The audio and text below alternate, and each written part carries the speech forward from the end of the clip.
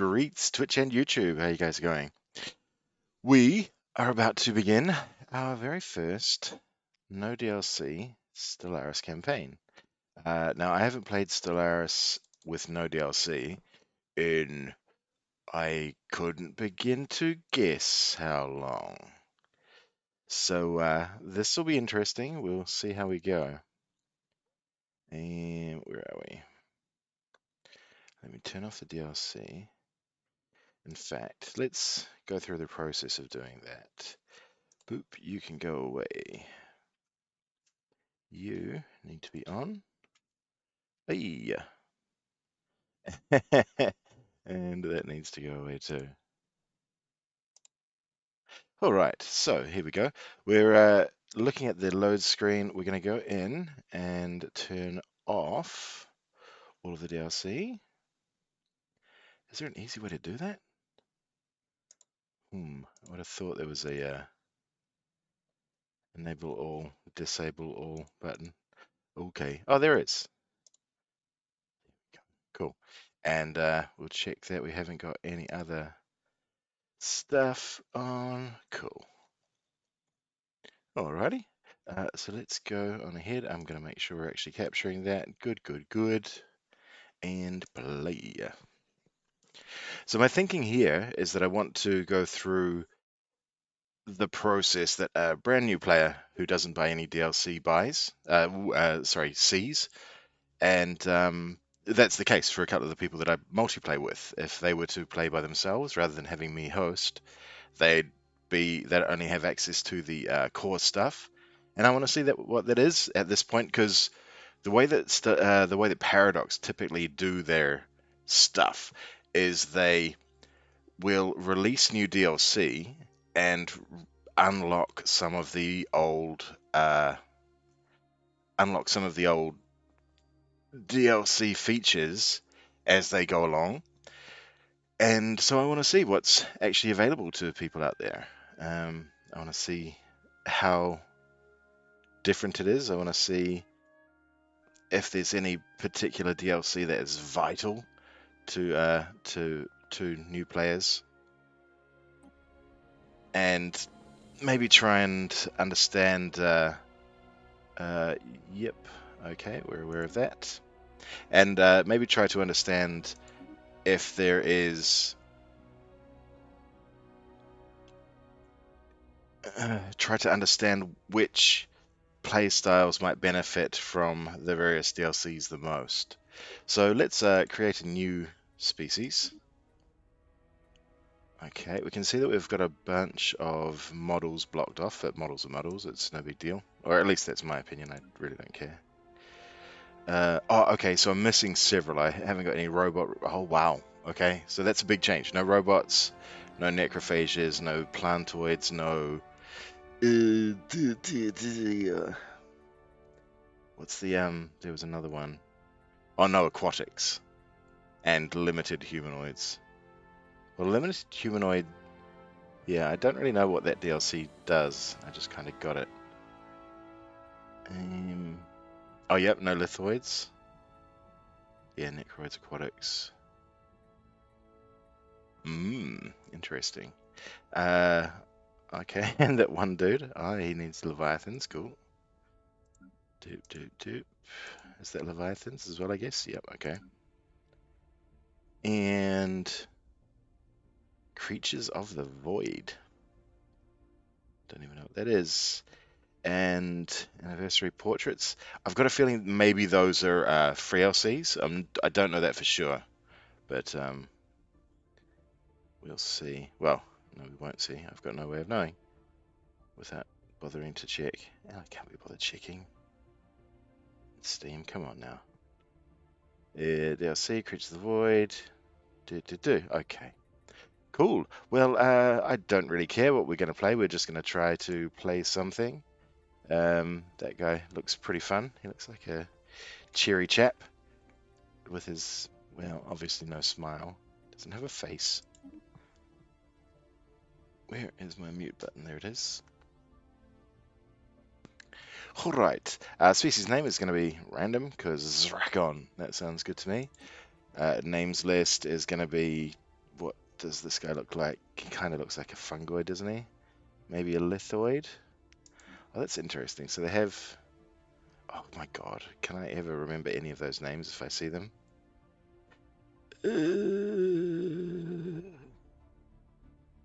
The outliner shows me. Hang on. Oh, there. Okay, that's much easier. They're way better. Cool, those ones. And traits. So...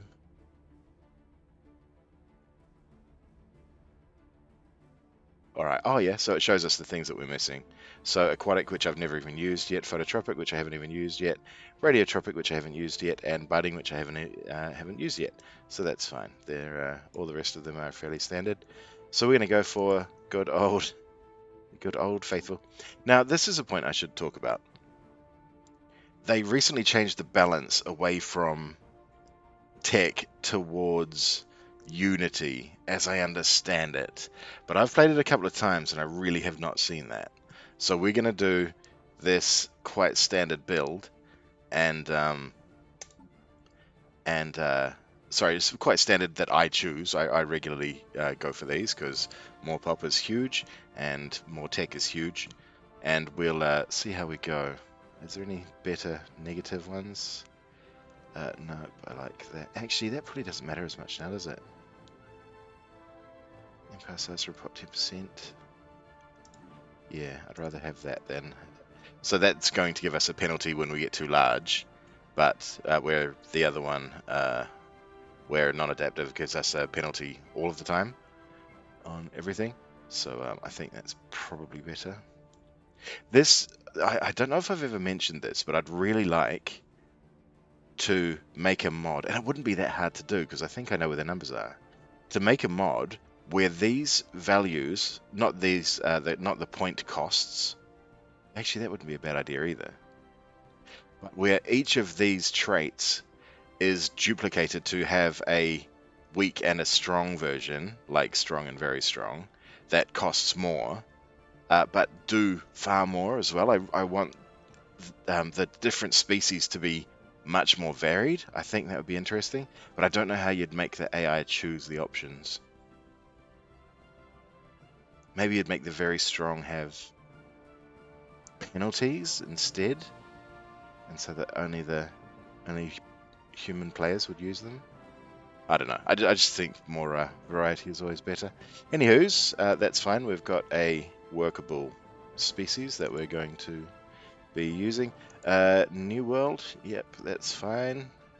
Nifty. What do these guys look like they're from? They look kind of like they should be from a frozen planet, maybe? They could also be from a lava planet, but there's not really any lava planets. Yeah, it's the tundra world, but our RP is that there's volcanoes there or something. I don't even know. All right, city appearance. What are these people like?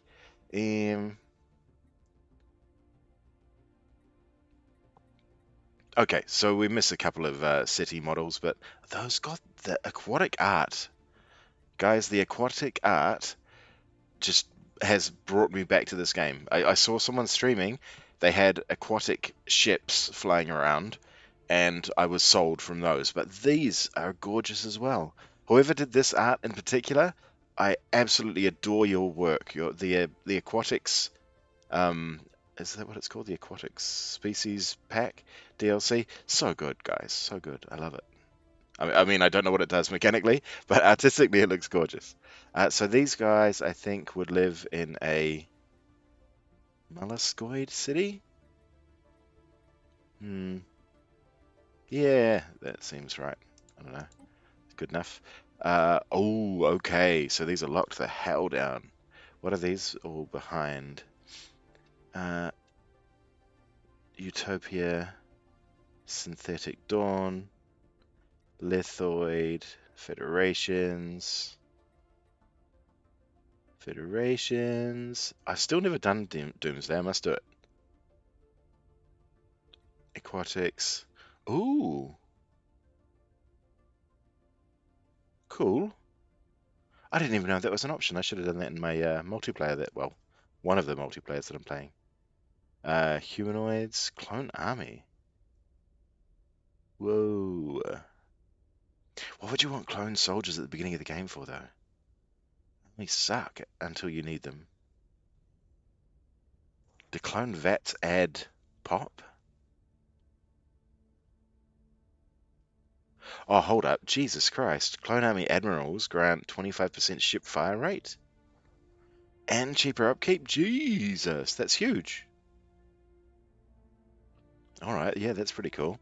Necrophage. I still haven't played Necrophage either. Yeah, should do. And Ocean Paradise. I've seen. I've got a friend playing that in our current game, so I have to ask him about it. Hopefully, we'll be playing with him later on my day. That we'll be playing in the late stream with him, but we'll see how we go. We might be doing two different multiplayers today, because my American friend who lives in America, he and I have been playing a multiplayer. I'm sort of talking him through how to play the game, and so he's learning. And my other friend, who plays this more than I do, is also playing. I'm also playing a multiplayer game with, and he's also an American, but he lives here in New Zealand. Okay, so prosperous unification. This is the most default start, so I'm kind of tempted to do that. We start with extra pops and extra districts. Dormant Galaxy, Lost Colony. Lost Colony is kind of cool, but kind of a pain in the butt sometimes.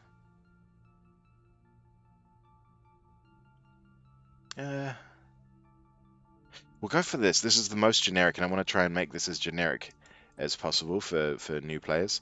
All right, so we're missing out on Gestalt, Machine Intelligence, and corporations. That's fine. That makes sense. Interesting. It doesn't show us, but that'll be Megacorp's DLC. That'll be those two will both be, yeah, DLC Utopia. But that one doesn't mention it. But yes, it's Megacorp. If you want to play a Megacorp, they're okay. I don't particularly like them, but I have friends who absolutely love them. Mike in particular, the American who lives in New Zealand. Right, what are we going to do? We went for tech and for pop growth. Let's go tech. Faction unity. What are we going to do government-wise? I hate that. That's so bad. Automatic resettlement chance? I don't care, dude. I guess if I'm not authoritarian, I kind of need to, don't I? Automatic resettlement chance. I don't know how automatic resettlement works, so I'm not really sure whether that's a good thing or not. I don't know how strong that buff is what I mean.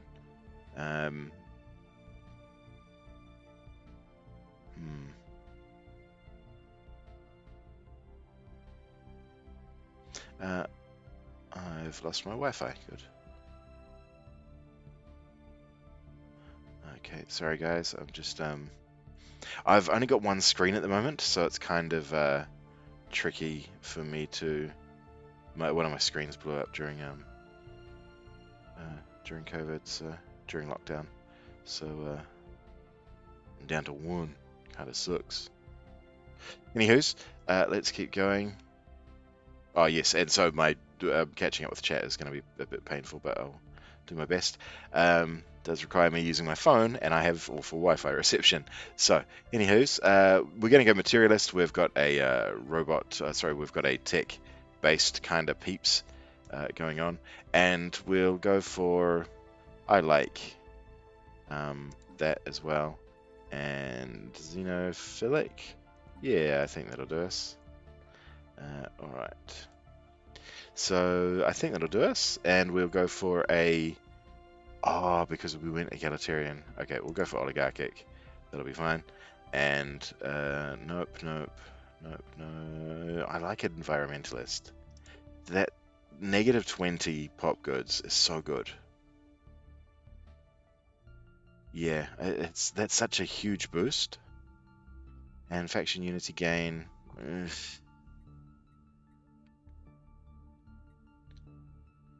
Maybe we do go for that,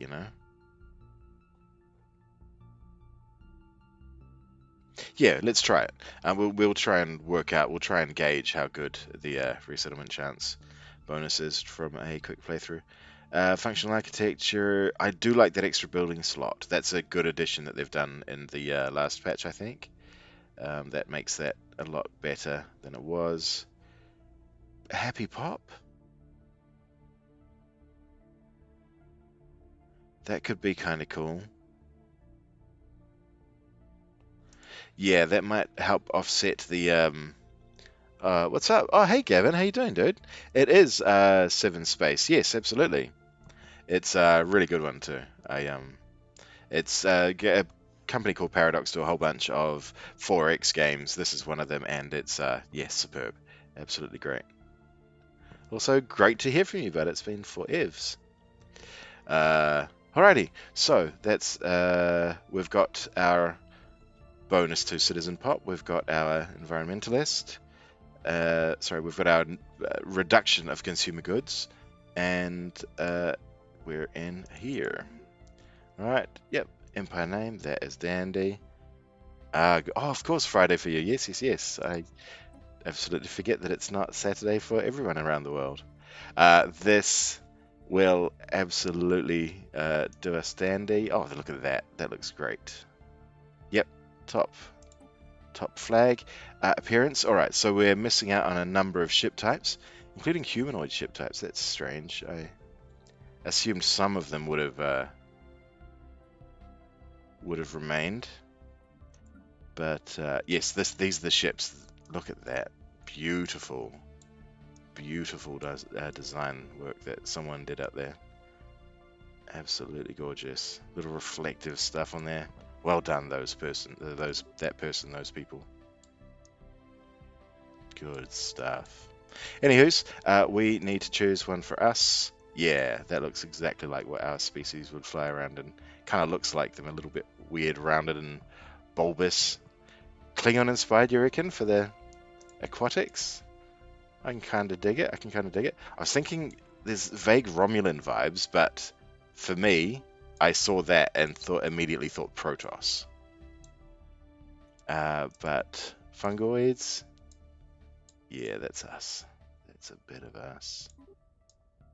I like it. All right, cool. And our ruler, it doesn't really matter. We'll go with whatever's.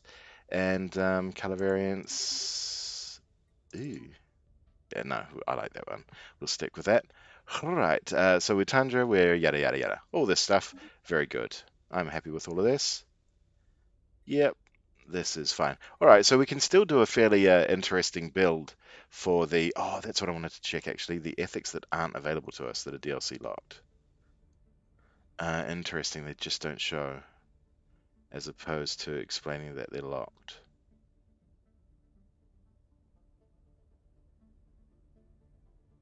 So we are missing a bunch of thingamies. Okay. Yeah, there are a bunch missing there, but I couldn't tell you what they are off the top of my head. It's been too long. What you thought Protoss for me reminds me. Oh yeah, yeah. No, I can see it. I can absolutely see it. Um, all right. Hide unowned content. Oh, I see. No, that's no good. So we're gonna save these guys. We'll go done. We're gonna play a. Yeah, I'll play it on. So I think Captain is about what new players should play on. If you're extremely new to 4X games, maybe try Cadet or Ensign. But I think Captain, for people who are familiar with strategy games, will probably be fine. I mean, no, there's a good chance while you're learning the mechanics that you'll get a catcher hiding, but that's the learning process. All of the rest of this stuff is pretty fine. I'm going to do a smaller map because I'd rather things run a bit quicker and we get a bit more interaction with different species out there. And we'll leave everything else on. I might up the wormholes. That'll just allow us to move around the galaxy a wee bit quicker. And same for abandoned. And I don't really like messing with high plane density. I think that will be fine. Cool. And we're eligible for achievements. Interesting. I haven't really gone achievement hunting in this. I don't, because the achievements aren't readily available like they are in other Paradox games. They aren't, sorry, readily visible like they are in other Paradox games. I really don't know what they are, but they're not hidden. Well, they're not like quite obviously up here or something. What's that? Oh, hang on, we'll get rid of this. Yeah, so there's the blurb about our species, yada yada yada. All stuff you can read through, and it's good immersion-y stuff. But I've read it all a million times. I'll let you guys investigate that as you go through. No, nothing about DLC, nothing about achievements that I can see, and nothing about achievements I can see. Okay, cool. So we're in the system view. I recommend playing 90% of the game from out in this view. It's been a tricky thing to explain to a lot of the new people that we're playing with, that despite this looking like it should be the default view, and this saying close the galaxy map, this is where I think you're meant to play the game. You can do most of what you need to from this view. If I need to check my planets in a system, I can click on that, on the Empire icon on the left hand side with a left click, and it will cycle through any planets within the city. If I left click on the forts on this side of the the icon on this side of the planet list, no, system list thing, that will always bring up the station, and from within the station I can build ships and build defenses and upgrade and downgrade and modify my starbase. From here, clicking left click on there lets me go through my planets and do all the planet side stuff I need to. So it's very rare that you need to do stuff from this view. There are a few things, including microing battles and assigning colony ships is kind of easier this way. Also microing anomalies that you research when you're in the game are a little bit more easily done from this view. But beyond that, it's pretty much easy. Hang on, that's a good point. It's easier to micro. You need to micro this on your very first turn. So what I'm doing is I'm grabbing our construction ship. We start with a military fleet. They have the little stars that indicate the number of ships within the fleet. We start with a science ship, which is going to be doing all of our exploring and basically working out what's around in the galaxy, and doing scientific stuff. Obviously, it's a science ship. And then our construction ship is used to exploit resources and to build star bases. That's right. There's a weird double terminology here. So this is a station, whereas we want our construction ship to be building star bases. Okay, so yes, we use our construction ship to build star bases, which expands our influence, our sphere of influence, our territory that we control, and there's a cost associated with that, but we can go into that a bit later. Anywho's, we want to get our science ship out here exploring the galaxy.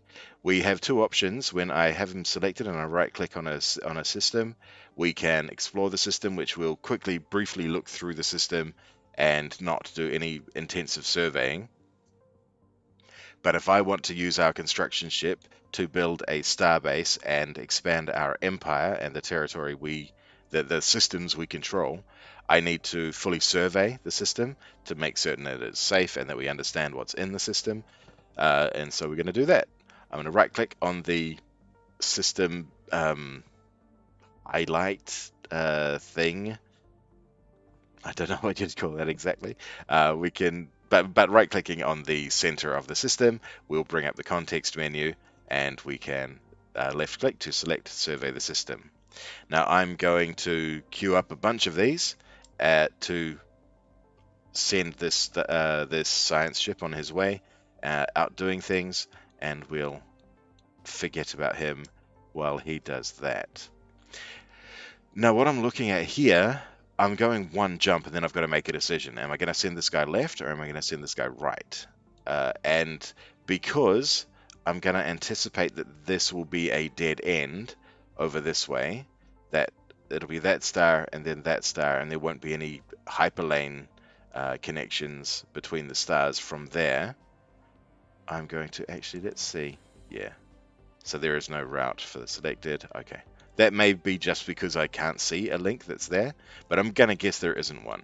So I'm going to set that to survey there first, hold down shift, right click, survey, hold down shift, right click, survey, hold down. Ooh, interesting.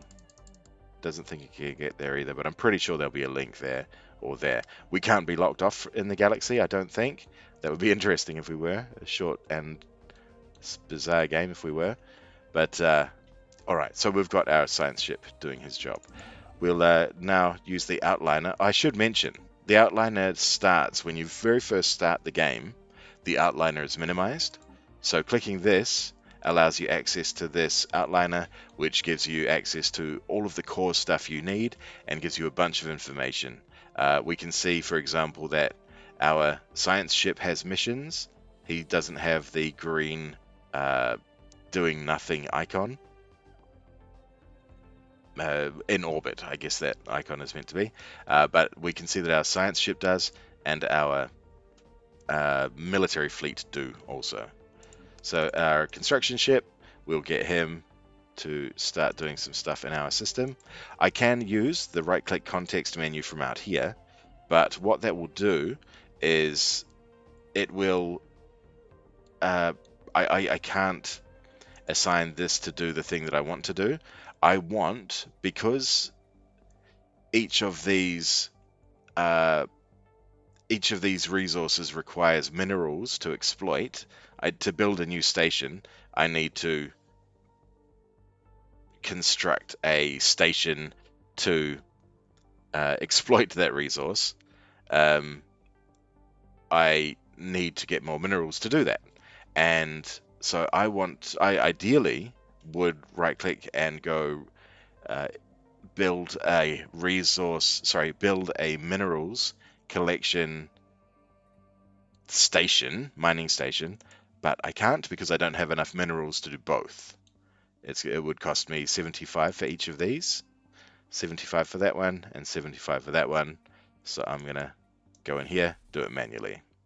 The reason I can tell that those are yet to be exploited is because they have white numbers underneath them, whereas the green numbers are already being exploited by our species. Our empire has gone out and grabbed this stuff, but it hasn't grabbed that, or that, or that. So we're going to do that now. We're going to be getting another 28 minerals at the end of the month, and so hopefully after this operation, we'll have this operation of building the new station will take some time. It'll take some time for the construction ship to get there. As we can see, we're ticking through now. So it's taken him almost a month to fly within the system. And then it's taking him maybe 2 months to build it.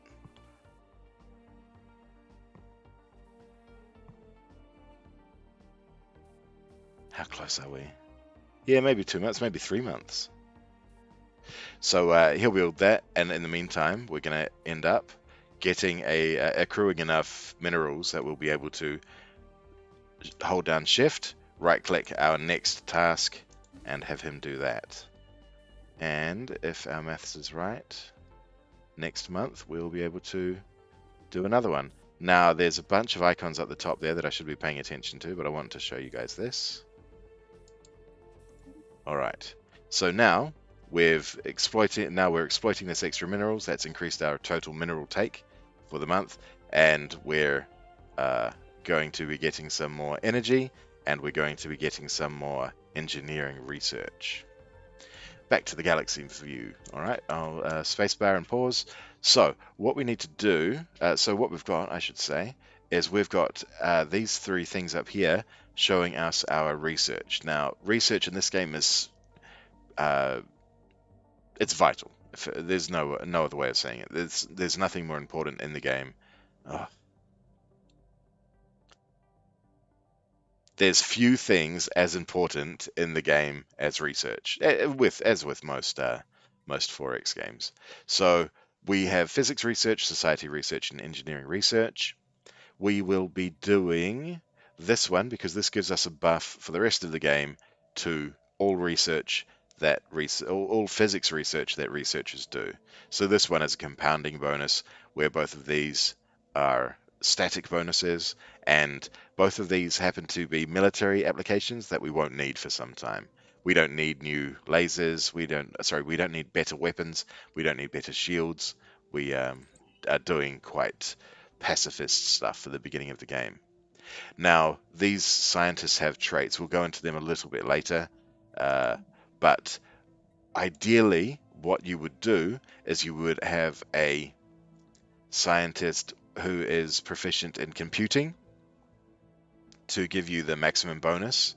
What we can see here is that this particular guy has an across the board plus 10%, which is really good. I like these guys because you research all sorts of different techs within different tech groups. So he's a really good guy to have, but the most effective person to have would be a highly trained computing scientist, computing versant scientist. So we've got a guy here who does military theory. We don't have any military theory techs, so we're going to go for another option that's a passive boost, a passive compounding boost in population growth that works in with the other stuff we're doing. With the bonuses we have for our empire.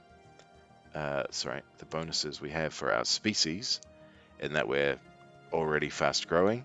So we'll get that bonus to population growth, and with these two things, we're working in line with the bonuses our species has, or our empire and species have.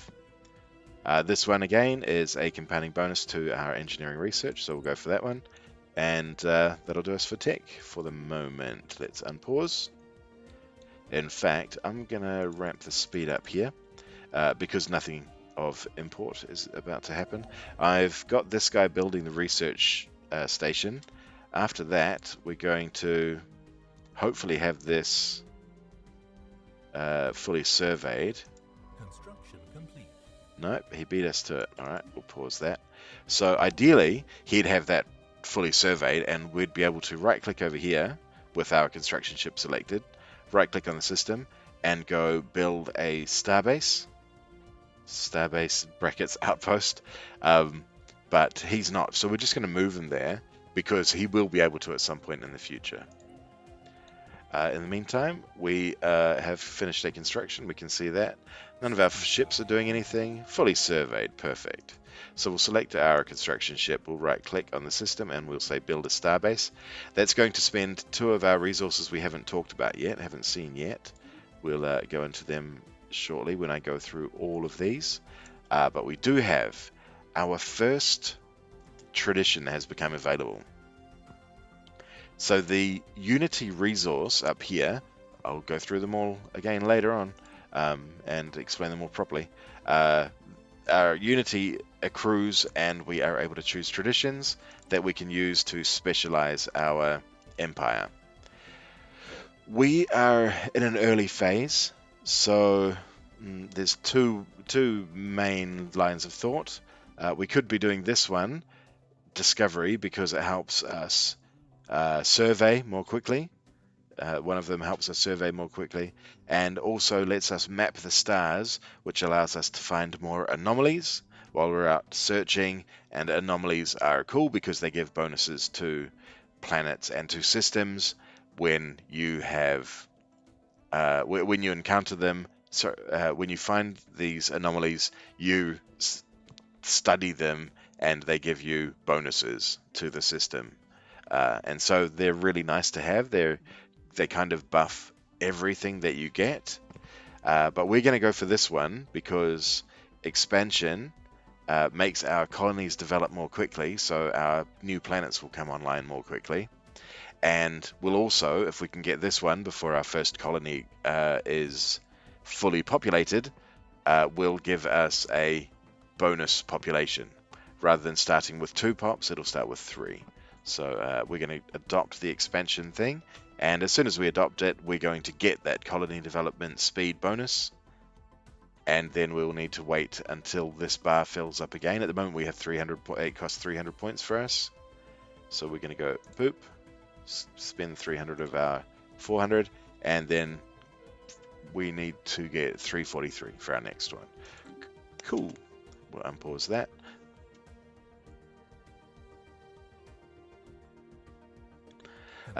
Now, something we should talk about as I build my next mining station and then right click and move our construction ship is our planet. So we only have the one planet at the moment, but ideally we're going to have a whole bunch of planets and a whole bunch of our people. What are our people called again? A whole bunch of our Zrakon people living on the on these planets. But planets have requirements. Planets have passive population growth all of the time.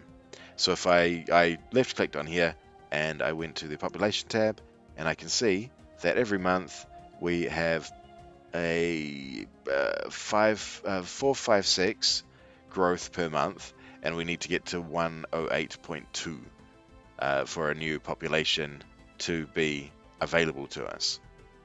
When that population becomes available to us, that population will take up one of our housing spots. We have 7 available at the moment, and we'll also need a job, and we have 0 jobs available at the moment. So we're going to select in here, we're going to build a building that will give us a bunch of jobs. We'll go through all of these at some point in the future, but we will be doing commercial zones. Yeah, that'll be fine. That'll give us 3 jobs. All of the rest of these give 1 or 2 jobs, but I think 3 would be preferable for us, so we'll go for that. We've got a bunch of housing to be filled and no jobs to be filled, so I think that makes sense. There's our next tradition already. Alright, so we'll go for the extra colonist, extra colonizer, and unpause. Construction ship is doing nothing. It's doing nothing because we're waiting for the surveying to complete. I am actually quite tempted. What I usually do... Ooh, we've had an event that gives us a bunch of society research. Very nice.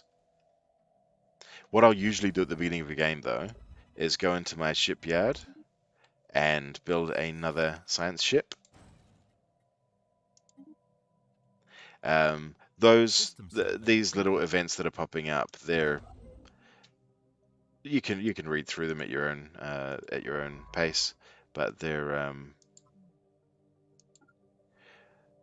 fairly generic. They're not things that I need to run through too much. Let's go for this guy. He's a wee bit cheaper.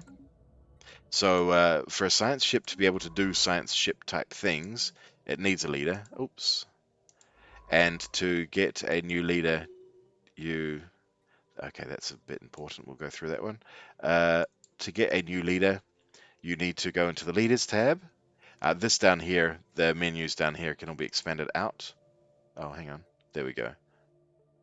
No? Can you lock it open? There we go. What?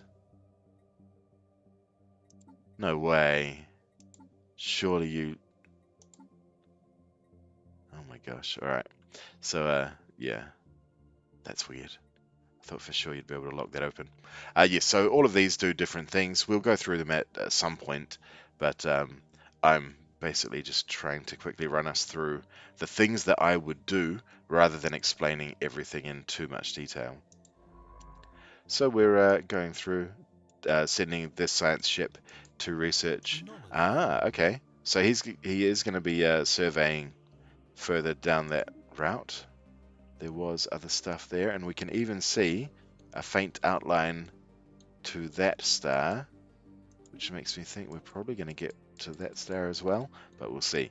All right, so we found our first anomaly. We can see that it would take 3 years to, no, 2 years to research that, and it would be very hard, meaning that the progress is much slower than it might otherwise be for a for the crew of the science ship that is next to it to research. So we're going to leave that for now and come back to it. These are also really good experience farms for your scientists. All of you, basically all of the characters in the game have skill levels, and yes, anomalies are a great way to boost those. This thing here, though, is quite important. It's going to give us every nation, every empire in Stellaris will get a what are they called? A founder race mission quest, a mission list. So you'll find one of the precursors. There we go. You'll find a precursor species in every playthrough, and they all have different bonuses and they all have different tasks.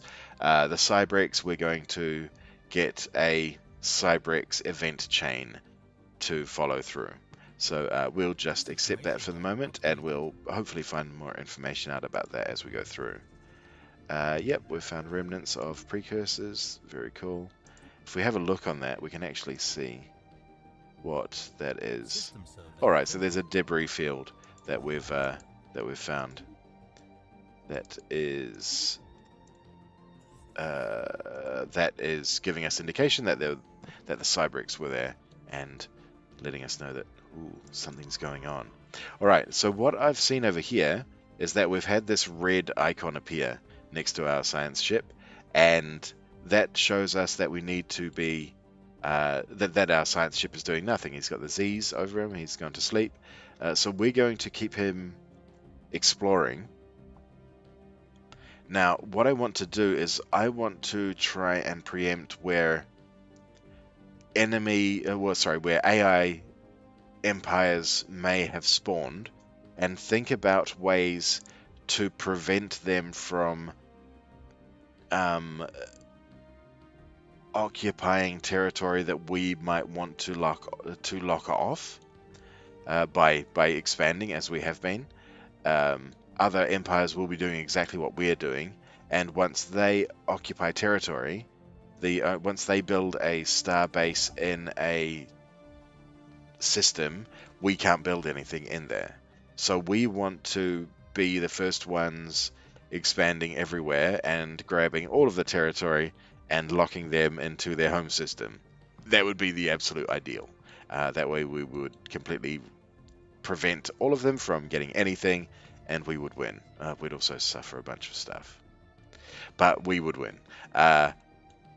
However, that's not going to happen. The AI is programmed better than that, and we need to preempt where they might be and try and lock off, strategically expand in ways that will lock off large swathes of the galaxy for us to exploit later on. So what I'm probably going to do is have our science ship go over this way and see if I can't find a good point to try and lock off a chunk of this. Down here, there's a chance that we've already locked this off, that there's no connections to there or to there, or that perhaps those are connected, but there's no connections to here or to here or here. Who knows? But I'm gonna hope that that's the case and look to expand out this way and find some way of locking in a bunch of these for our exclusive use. So that requires us to survey over this direction, and I'm going to go there, I think. Hopefully that might be a lock-off point, but there's no way of knowing. Got to try and make an educated guess.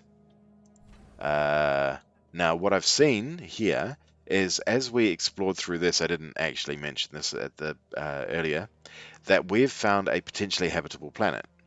Potentially habitable planets, you always start with two next to you. You always start with two within. You start with two other habitable planets within 3 jumps of your starting system. That can be adapted in the setup window at the beginning of a campaign, but we didn't do anything with starting systems, or habitable planets. So we have this one, and we can hover over that and see that's a tundra world as well. That's going to be habitable for us as well, because our species has a preference for tundra planets. Tundra planets mean that. Sorry, I would like to point at the thing, but we have 80% habitability on tundra, so we still take a penalty from tundra planets, but we don't take a penalty as large as we would if we were going for an Arctic, an Alpine, or worse still, ocean, desert, tropical, continental, arid, or savanna planets. So, to exploit this planet that we've found, the easiest way is to left click on the planet icon itself and press colonize. We can have a look at some of the details in here. There's no special rare planetary features. There's 5 blockers, meaning that the 8 available that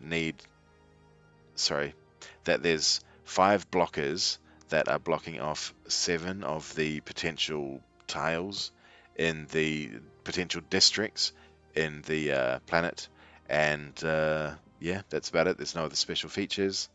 It seems fairly standard, and it's habitable to us, so absolutely, let's go. So what I did there is I clicked colonize. I selected the species that I want to colonize it. Later on in the game, you'll have multiple species within your empire, and they'll have different world preferences, and so you may want to send someone else to colonize a savanna planet or a tropical planet, and that is how you do it. You select that. You can check that, so it's only ever the founder species if you want, but that's useful in the very late game, where everything is habitable to everyone due to your level of technology. But early on, you absolutely want to have access to everybody. Yep, these are our blockers and the modifiers and the districts that are available to us, but we can overlook those for the moment until we start actually caring about districts. We've what are these notifications? Okay, so we found an anomaly, that's our pop-up there, and we've surveyed a system, that's our pop-up there. We've got another tradition available to us, and we're going to use that one to boost our pop growth even further. We are going to be trying to out-pop our neighbors. So our building is completed, our second commercial zone completed while we weren't watching. That gave us an extra job. It gave us 3 extra jobs. Clerk jobs plus 3. One of those has already been filled by the person that we saw growing in there, by the Zrakon person that we saw growing in there. And there'll be more people on their way, and they'll fill those other 2 jobs as we go along. Actually, that's the point. Let's have a quick look at that. Now that we've got 3 pop changes, we can see that our population growth is going a little bit faster than it did. Oh, sorry, we've only got the 2 pop growth bonuses at the moment. The rapid breeders that we started with, but the new life is there as well. So we're growing each month a little bit faster. The target that we need to get to has increased because our total pop has increased. I think it was 104.5 last pop. Now it's 108.5, but our pop growth speed has also increased, so we're good. Okay, interesting. So here we go. We've had our first interaction with a foreign entity, with an alien entity, an unknown alien entity. and we can see details about it. We've codenamed them beta aliens, so I can click that. That'll that was already up. We've made first contact with an unknown entity, and this is just flavor text. So these are useful. When you have a first contact, you can assign one of your diplomats. We have 3 diplomats. Our species happens to start with 3. Some will start with 1 or 2, but I think 3 is the maximum. I may be wrong, but I'm pretty sure 3 is the maximum. So we're going to assign an envoy is going to go out there and try to safely make contact with these beta aliens, and we're going to send that guy along, and he will, every 50 days, he will roll a dice that will increase his chance of making a breakthrough in contacting and communicating effectively with the beta aliens. Unpause. So what I should mention is that our colony ship is going to be building out of the Sildis station. That automatically will, doing that colonizing process that we did before, those button selections of clicking the planet, clicking colonize, and selecting the colony ship that we want, is going to get the nearest shipyard to begin building a colony ship. So we can see that we've got a colony ship building in here. It's going to take 100 days total, and that's actually shorter than I thought it was. No, it is. Okay, I just happened to land on 100. So it takes an entire year to assemble a colony ship, and we've got our colony ship. Once it's finished building in there, it's going to come flying out and begin colonizing Fuelia, or the planet of Fuelia 3, to be more precise. Abandoned gateway means that we've found an abandoned gateway somewhere. There it is. Abandoned gateway. Gateways are, there we go, theoretical network of gateways that allow instantaneous travel between different parts of the galaxy. They're a tech feature that will unlock for us later on. We've now got a construction ship who's finished his job and ended up going to sleep. We've got things for him to do. We've got plenty of things for him to do. Oops. Ah, interesting. So I tried to right click on there and it didn't give me the context menu. What I can infer from that is that someone's actually already inhabited that. Yep, so if we go into the system view, we can see that someone has built a station there already, and no,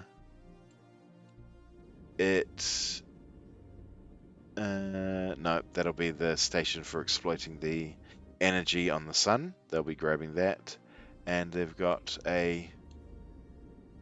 I'm not sure what that is, but this is going to be another empire. So we've got neighbors right on our doorstep, which kind of really sucks. So what we're going to do, I'm not going to bother with searching over this way. These clowns are already locking us in and have the potential to lock us in down here.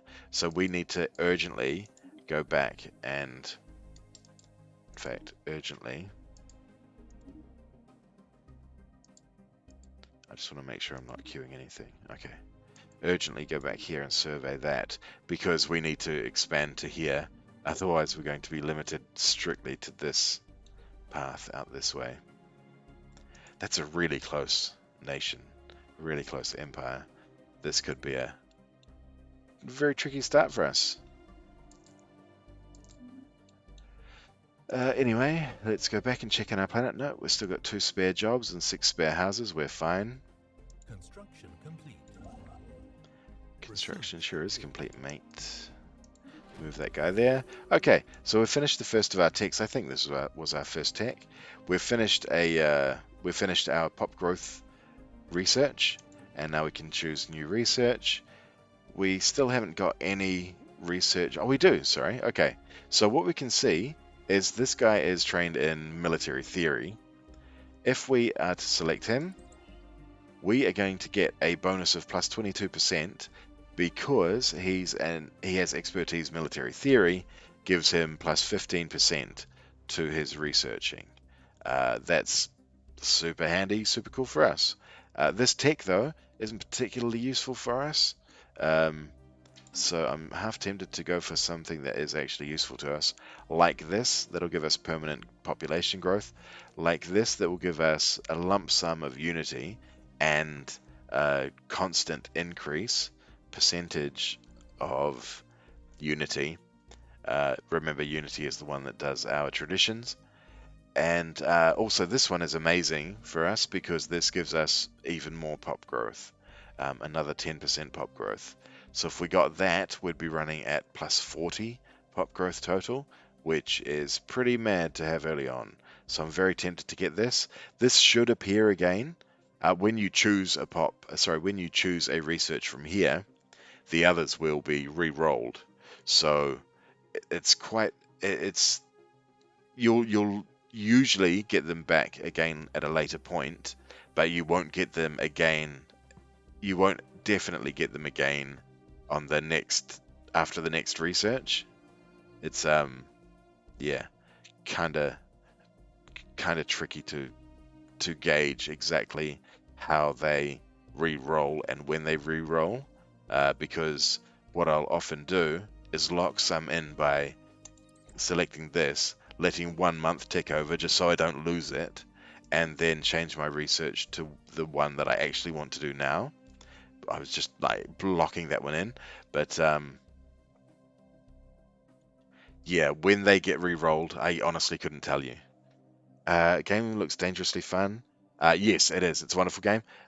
Take care. Yeah, you too, bud. And please say hi to the family. Time to jump and do some work. Good stuff, dude. You do it, and have yourself an awesome weekend. And say hi to uh, lady and kids. So we've got gene clinics that we want to have a look at. I think that's probably our best move.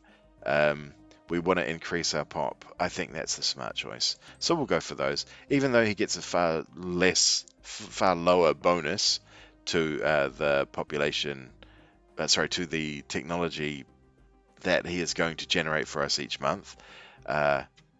It's the tech itself is absolutely worth it.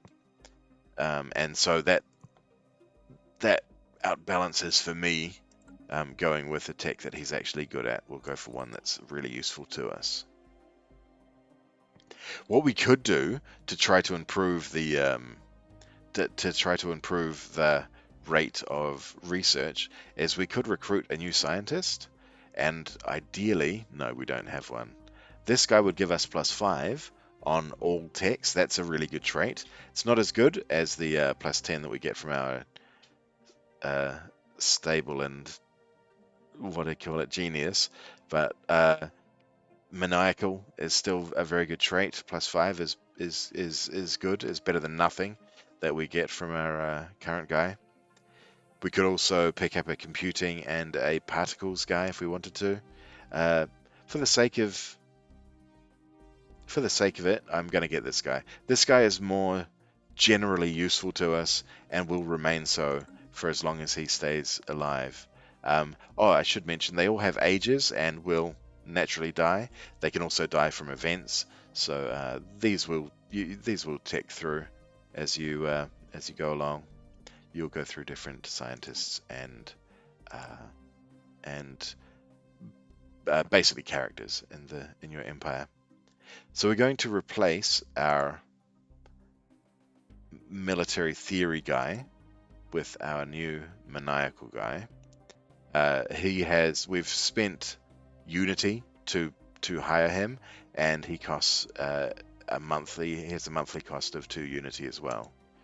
So you don't want to constantly roll for them, because then you're going to fall behind in unity, and that's quite useful. Right, I'm going to lock. I guess this is probably useful for you guys to see. Yeah, I'll leave it. I don't like that popping up as it does, but that's fine. What I should maybe do Well, this is the most vital area. I need that guy to stay there. We're going to build another construction ship, and the other construction ship will follow this science ship around and begin exploiting that stuff. So to do that, I click again on our station and select the ship type that I want, and left click, and it will pop out eventually. As we can see, our colony ship, because we sent it out this way by clicking there and saying colonize, the colony ship knows where it's going and it's headed out there to colonize that planet. System survey complete. System survey complete. All right, let's have a look at our new planet. Okay, so we've got no rare planetary features. We've got just a nice little planet that'll be fine. We can't send a colony ship out there yet because we can only colonize planets within our borders. So we need this construction ship to come out here and build a new starbase. Our first contact event has happened. So we've had a language breakthrough. Cool. So we still have a 0% chance of it breaking through. That pop-up was letting us know that this planet has begun to be inhabited. We can see that the colony ship, having made landfall a few days ago, it's going to take 2 years to colonize this. That's increased by 25%. So I guess a normal colony ship, if we hadn't taken the expansion trait, would take 2.5 years. The expansion tradition, yes, would make a normally colony ship take 2.5 years. So I'll unpause that. We're sending this guy out here. We're actually going to do this one manually because we want to get colonizing as soon as we can. We don't want to wait for this guy to go over there and to finish constructing the starbase outpost. We're going to start this going ourselves and then we'll send it out manually. This chap has finished exploring down here. So we're going to exploit that. Oh my gosh. Okay, so what's happened here is because we're expanding quite quickly, we've run out of one of the resources that we need. When I have my colony ship selected and I right click on here and say build starbase, it tells us that we're lacking 30 influence. Now influence is maybe a gauge of political power within the empire, and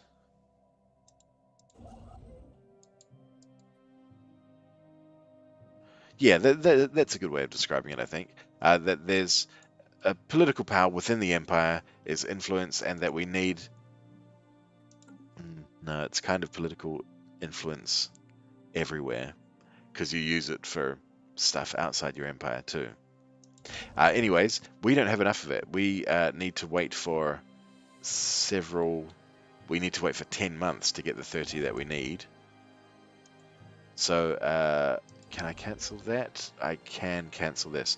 So we spent 75 building this one here. I can't cancel his job. And if I try to move him away, it just queues the job. But what I can do is I can hold down Control and Shift, and I will order him to do this thing before the mission that he's doing. And what that's going to do is allow us to then move him away and free up the influence that we needed more urgently on the other side. So remember, hold down Shift and right click context menus to queue things normally. If you want to add something in at the beginning of a queue, you hold down Control and Shift and it will add that to the front of the queue. This guy, we're going to send him back into orbit there because we don't actually want him running away. We do want that to be inhabited as soon as possible. Sorry, to be claimed as soon as possible. But we needed it here first. We needed this one done first. So we'll keep him nice and close to the center of that system where he would be building his starbase if we had enough influence. All right, research. We're going to go in here. Survey speed is really good. That will allow us to go through these places more quickly and therefore grab more stuff more quickly. Ocean world, okay, that wouldn't have mattered to us anyway. We are tundra. So we've found more anomalies. We've had another first contact event. I think that was a failure. So it may have given us a penalty. That's alright. It'll happen eventually. Yep, this is just a mission tree pop-up.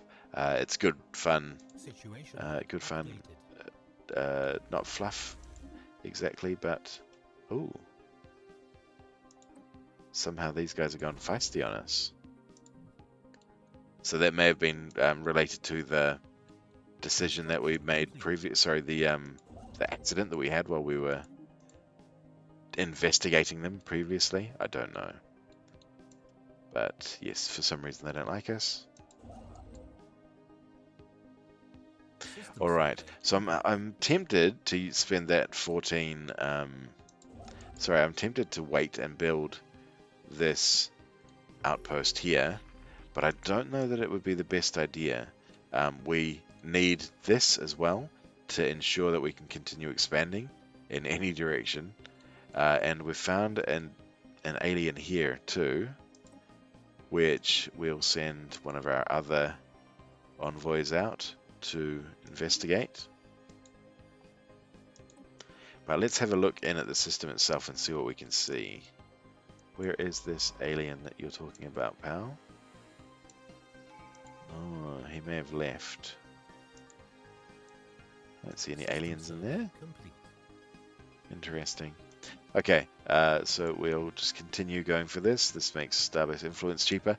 That'll be useful for us because at the moment we're spending 75. This will reduce it down to 68. So, that said, let's see if we can build that starbase now, but it's still more important to grab this as quickly as we can.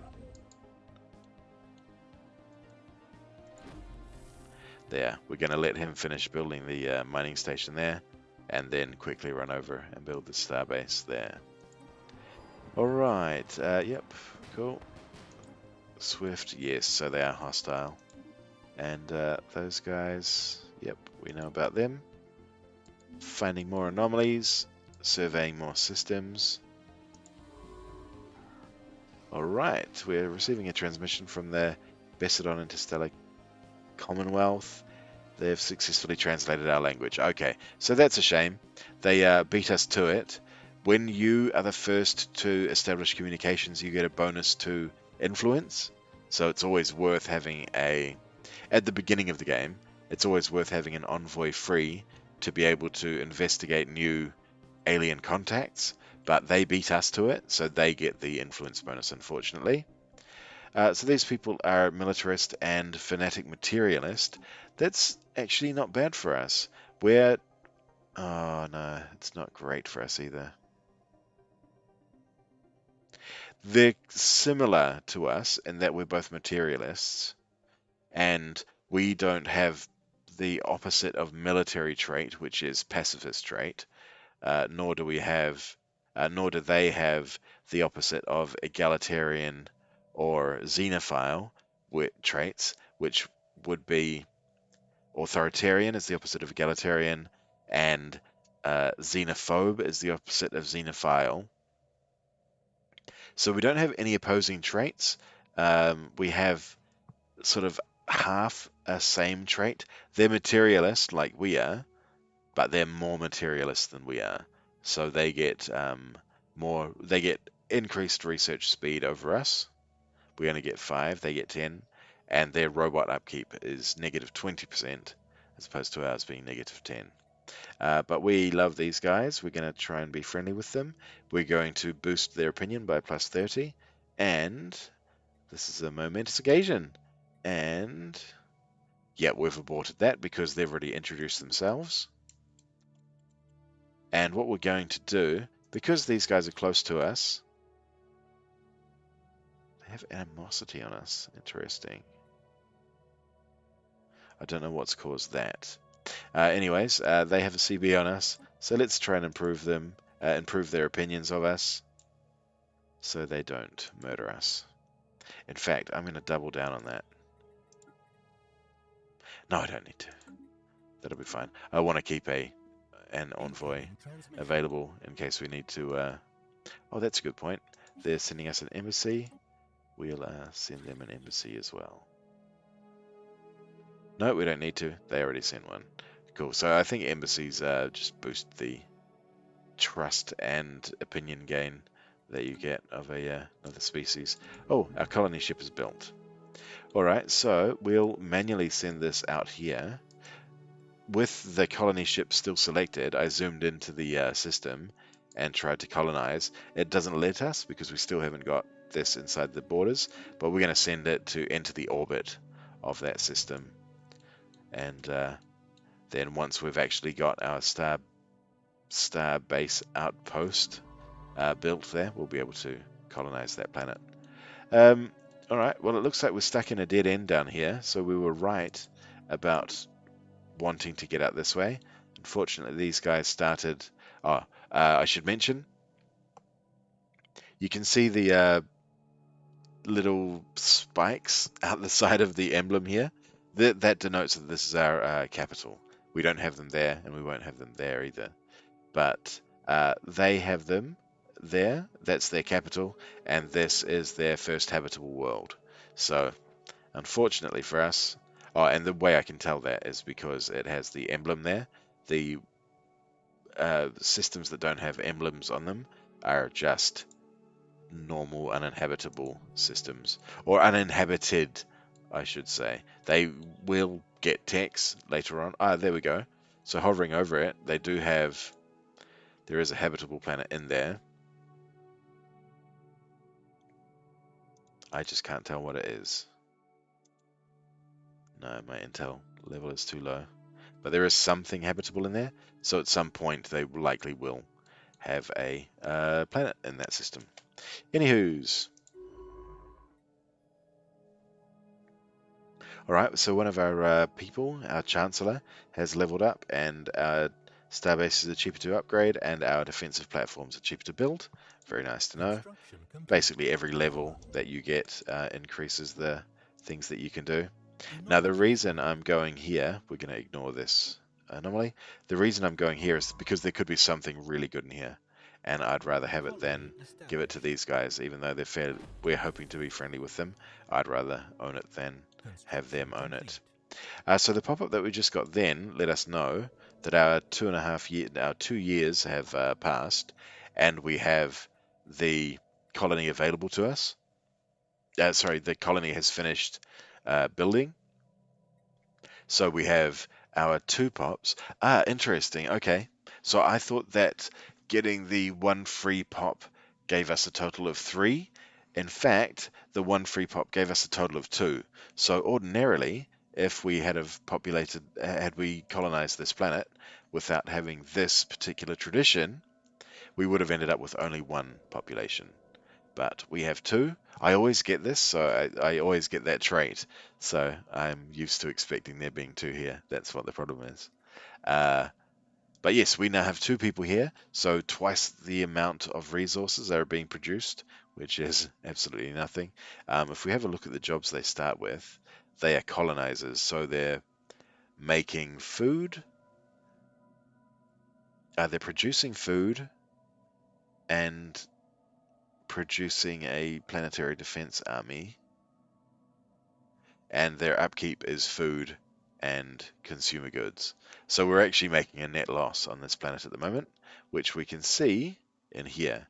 We're using energy from the buildings. This building uses 1 energy, has 1 energy upkeep, and we're also losing a tiny bit of food. We're losing 0.04 of food per month, and losing 1 consumer goods per month, because all of your pops need food and consumer goods.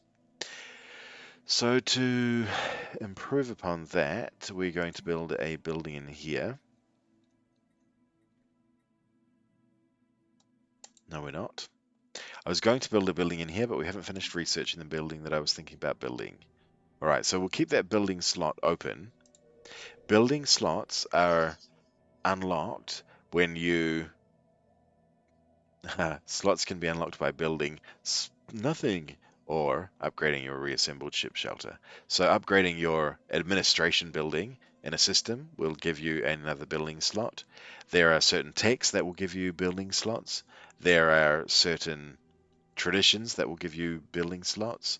But at the moment, we've only got the one that's available here. Oh, sorry. And the best way of getting extra building slots is by building. What that's meant to say is slots can be unlocked by building city districts. So you can see in that pop-up that we get +1 building slot, +1 clerk job, and +5 housing. So if we wanted to get another building slot, we'd click there. It's worth doing several times early on because the buildings do excellent bonuses that you wouldn't otherwise get. But we're going to leave that building slot open for the moment, and I can't think of any others that we're going to need in the near future. So rather than building a city district to provide our next job, we're going to build another type of district.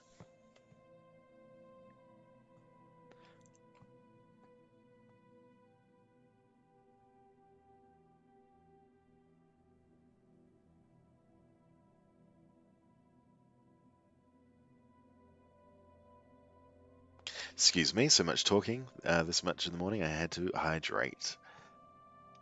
All right, so time to talk about districts. Districts are the core resource collection means in the game. You can fly around like we've been doing with your construction ships and exploit resources on planets. Oh, it's the wrong button. And exploit resources on planets. I'm holding down Alt, by the way. Holding down Alt shows you all of the exploited resources that you have. And yes, also those that you can see within an enemy or in a foreign empire. Uh, so you can fly your construction ships around and gather as many resources as you like out here, but there's a bunch of resources that aren't available from uninhabited places. Several of them need to be gathered in on planets. Those resources include consumer goods. You can only ever get consumer goods from artisans turning minerals into consumer goods. And trade. No, you can get trade in the overmap. Influence also only will come from planets. So politician jobs and administrator jobs are giving us a bunch of unity. But this is actually, given that we're talking about districts, we ought to explain the various resources in the game. So we've seen plenty of minerals getting produced and getting spent. Minerals get spent to do everything. You need minerals to build buildings. You need minerals to build mining stations and research stations. And you need minerals to convert into both consumer goods and alloys. Energy also is created off in uninhabited systems. As we can see, we're picking up a bunch of energy. In fact, almost exclusively energy from our systems that we've occupied so far. And energy is used. Energy is kind of the core resource in the game. It's the money. It's the currency, core currency. When I sell um, minerals on the market, I that gets transferred to energy. If I want to buy alloys in the market, I have to spend energy. So all of those transfer to those, and then back to those if you want to be buying things. Ideally, you keep all your minerals in a positive at all times and increase your amounts that you gather each month to offset the increased costs for running a larger and larger empire. But that won't always be the case. So clicking up here will bring you into the market and allow you to do trades that suffer a 30% penalty each time, which is, pretty expensive. So ideally, you produce them yourselves. And the way you do that is by, no, I haven't finished explaining all of these. Sorry, so food gets consumed by all of your pops, all of your organic pops. Nope, all of your non-lithoid pops, or your non-lithoid organic pops. So you have robots that instead consume minerals, or sorry, instead consume energy. You have rock people, lithoids, who consume minerals instead of food. And I think that's it. I think there's necrophages which consume something different too, but it's been a while. I couldn't tell you exactly what that is. Regardless, so those are so food is quite a core, quite a core. Oh, that's true. No, there are other exceptions. Um, um, um, I think there's a type of hive species that don't eat food, but what they eat, I couldn't tell you. I'm blanking. It's been a while. Anyhow, yes. So that's regularly the most the thing that people need to consume the most of to exist. But they also need consumer goods, and consumer goods also get translated, get consumed to do technology. So if we have a look in here in our pops area, we can see that our our bureaucrats transfer production into Unity, and that our researchers transfer transfer consumer goods into research. Yes, our artisans transfer minerals into consumer goods, and our enforcer just does enforcer stuff. Yes, and our metallurgists transfer minerals into alloys. So, alloys are the next one. Consumer goods have a base usage by every member of your POP as well. I'm doing that. Yes, I'm doing that. I'm doing that. So we can see that the amount of consumer goods that a population will use is determined from their living standards. You can really hurt a species really upset a species by reducing, um, or really cheer up a species by increasing the amount of consumer goods they get on the daily. You can see those in this window in the set rights area of the species tab, but that's quite advanced stuff that we don't need to go into at the moment. Alright, we've had another first event. Good, good. Oh, sorry, we were explaining the various goods, weren't we? So consumer goods, yes, they're actually well explained there. Advanced resources, various gadgets, luxuries, and goods. Yep, consumed by jobs such as research, and we can gain more by building civilian industries. Yes, that's right. And building industrial districts on the surface of colonized planets. That's right. And we can buy more on the market. That is right. We can also trade it with other empires. If I go in here and I offer a trade deal and I say, hey, bro, give me some of your sweet, sweet consumer goods. And I say, I'll sell you some of my energy credits. Let's see if he'll give us any. He would. Okay, so this is typically what I'd do with this is much more regularly done with people that you're playing with humans that you're playing with. But interesting to know that the AI does allow it as well. Um, I thought that'd be a lot more unlikely to give us consumer goods, especially at a rate of 1 to 4.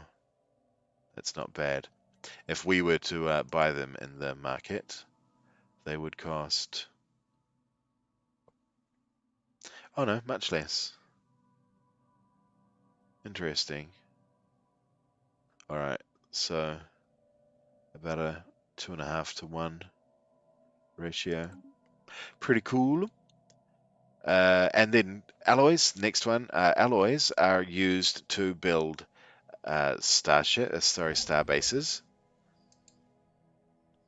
We can't see that, but there is a.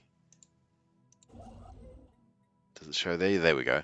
So building a star base costs 10. Sorry, not 10.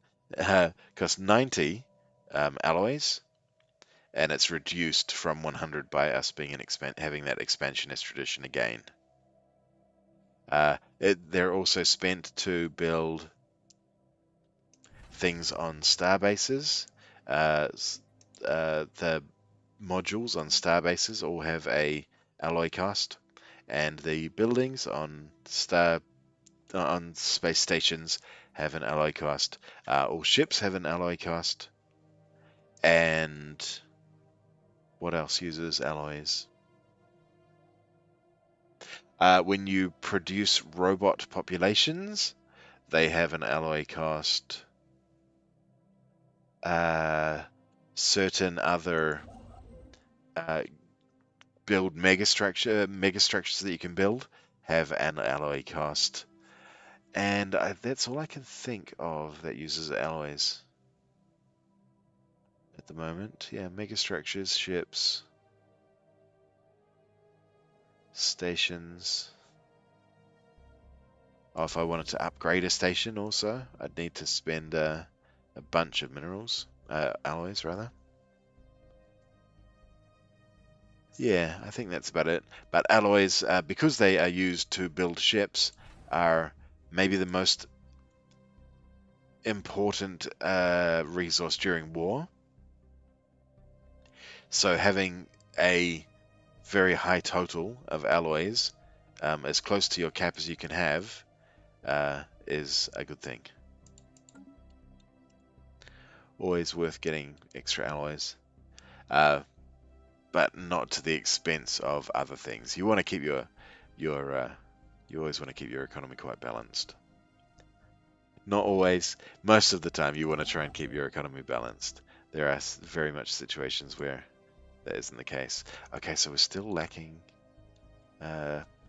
influence, and our colony ship is almost there already. Okay. We've basically explained these. Influence is one that you get passively, but it's also increased by having rivals. You can have two rivals, I think maybe 3 rivals. Increasing your power projection. That's a new mechanic that I'm not sure about. I think power projection means the amount of ships you have. I really ought to have read up on that. I forgot that was even a thing. I encountered it for the first time last night when I was playing multiplayer. Power projection grants up to 2 influence depending on how many ships you have compared to your empire size. Oh yes, but that's a good explanation. Influence represents political clout. Yep, we use it to make claims on other empires. We use it to build outposts, and that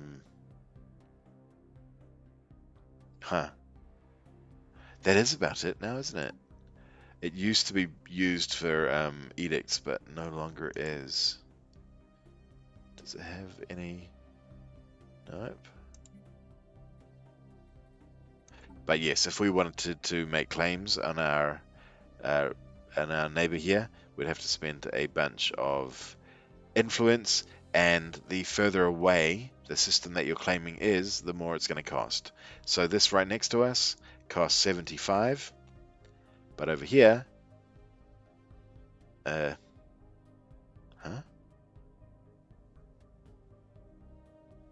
Why does that cost 125 and that's 75? Interesting. I honestly always thought it was distance related, distance only, but I think maybe it's to do with. Oh, that's why. Okay, okay. So there we go. If I look at the breakdown, the base is 50, but because there's a colony, it's costs us an extra 25. Whereas the base for that is 50, but the distance is an extra 25. That's why they're the same. Yeah. So that's how you spend influence is by putting claims on other empires and by building star bases. Then we've got influence. We are already aware of that. We spend that in doing expansions, and we spend it in the upkeep and hiring of new leaders. And then the other stuff is we'll go into the other stuff a little bit later on. We'll go into the research a little bit later on.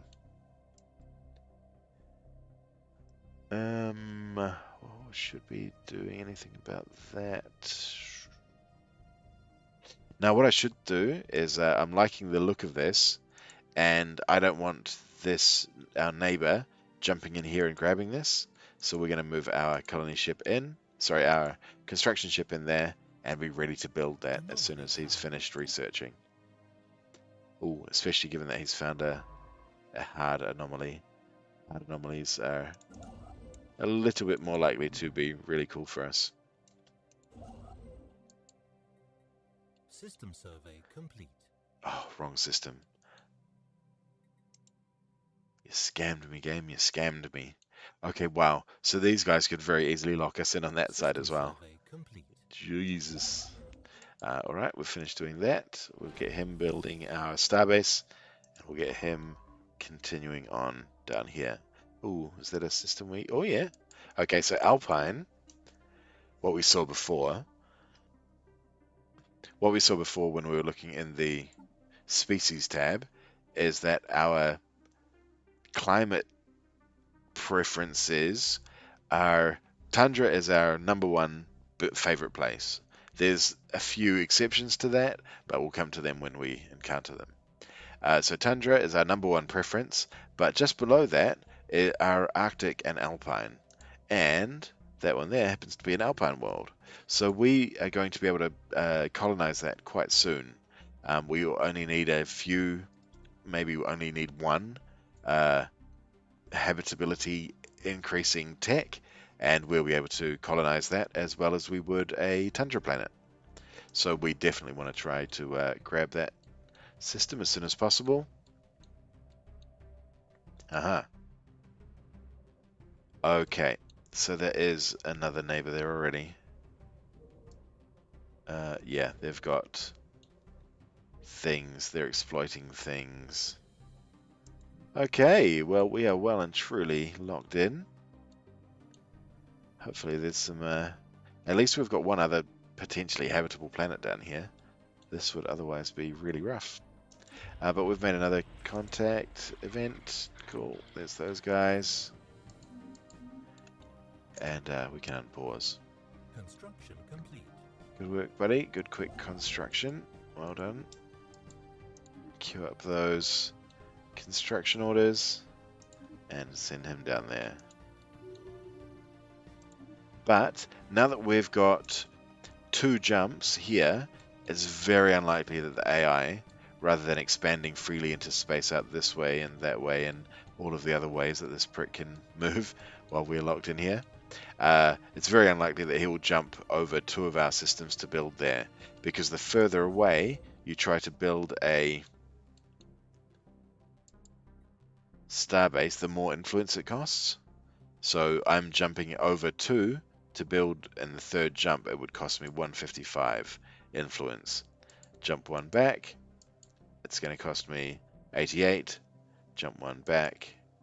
Oh, sorry, those costs are saying I'm lacking. So add 47 to all of those. So that would be 20. That's 88 plus 44 is 120. And that's 155 plus 47, that's 200. So the cost quickly ramps up the further away you try to colonize from controlled systems. Anywho's, we've got Fowelia here, has this little red icon alongside it. What that means, sorry, the orange icon means that we've got building slots available. It does actually show us on the pop-up. And the red one shows that we have unemployed populations. So we do indeed have unemployed populations. Did that building land yet? No, we still haven't got our cool building. How far away is that? 32 months. No, we're probably going to have another pop before then. Yeah. No? Yes, we will. We're only 19 months, 18 months away from having another pop. So we need to build something else here. It's really up to us. I'm going to build a district rather than using up our building slot on another building.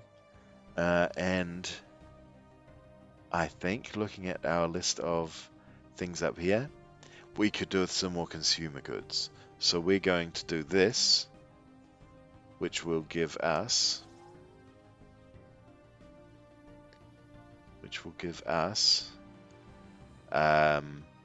approximately 8. There's 2 jobs there. Oh, I see. Okay, so an industrial district is going to give us 1 artisan and 1 metallurgist job, and the artisan will convert 8 minerals into 8 consumer goods, and it will give us 1 metallurgist job, and the metallurgist will convert 4 minerals into 4 alloys. It'll also give us 2 housing. I should mention that all of the districts give housing as well, so you don't need to be juggling between the two too much. What you do need to juggle between is when you're building buildings, they don't provide housing at all. They provide jobs, but no housing. And so usually you'll need to build city districts to give you extra housing, because each time you build a building, because otherwise you're going to end up with more jobs than housing. And housing makes people having no housing makes people just as grumpy as they are when they have no jobs. In fact, we should check that. Interesting, he doesn't give us unrest. I thought he would. No, his happiness is 50%. Their happiness is 95. Okay, so this guy being at 50% happiness has reduced our... it did show there. Has reduced our overall happiness, and when our happiness goes down, our stability goes down, and when our stability goes down, our output of resources is reduced. Yeah, it's a little bit difficult, but it just keep everyone happy. They do better. We're run out of jobs here, so we've got a new population. Oh, we've got a new population arriving immediately. So on this system, I would like to. We're going to go and buff our. Oh, I could go for research. That might make sense. Because we're going to be increasing our consumer goods output over there, but our population is also growing at the same time, and they're going to be consuming consumer goods. So do I do this? What are the numbers on this? They consume 4 consumer goods. Well, sorry, there's 2 jobs there. So each job consumes 2 consumer goods and outputs roughly 7 research of each type. I think the maths is okay. We're going to build another research. Because our species is research focused, I think that's a good idea. That's good RP. It makes sense of what we might do. Aha. So we've had an event on our planet Fuelia in which we have migrating forests. Forests are moving around the place and reducing the numbers of districts that are available to us. Situation log updated. So we've had our first situation. I think it's our first. So situations are found in this menu here, in the F2 menu, and they are anomalies are in this area as well. But these, oh no, we've had a couple. All right. Oh yes, of course they show in there. Show first contact. Oh, I see. That's why. So all of our other events that aren't just straight out anomalies that we need to send science ships to are listed in here in the situation log. There's our first contact with the Gamma aliens with those guys there. Urbanizer is our... Yeah, okay.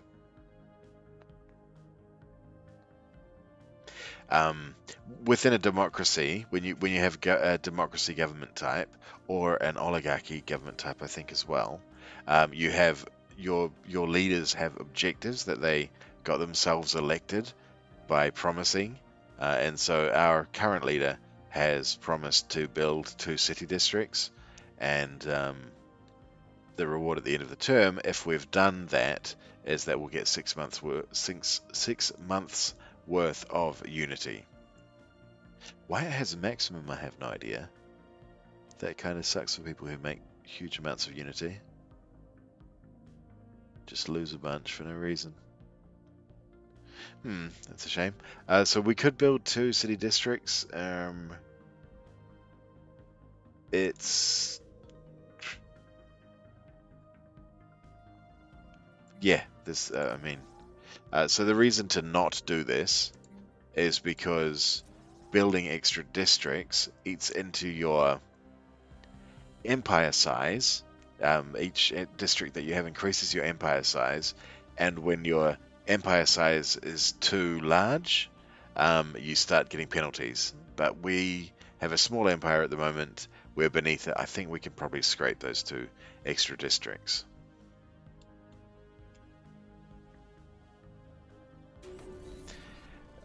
Oh. Okay, so what just happened then is I failed my mandate because I forgot about the mandates until until just now. So we didn't get any bonus unity, and she finished her term without having fulfilled her jobs. But what did happen is that one of our a new chancellor has been elected, and it was the genius that we had in here. God damn it. I do hate that. So when you have a new leader get elected, it can come from a variety of places. I'm surprised I didn't actually get a pop-up about the incoming election, because I would have absolutely supported someone else to keep that guy from getting selected. Oh well. We've lost our best researcher. No big deal. And because our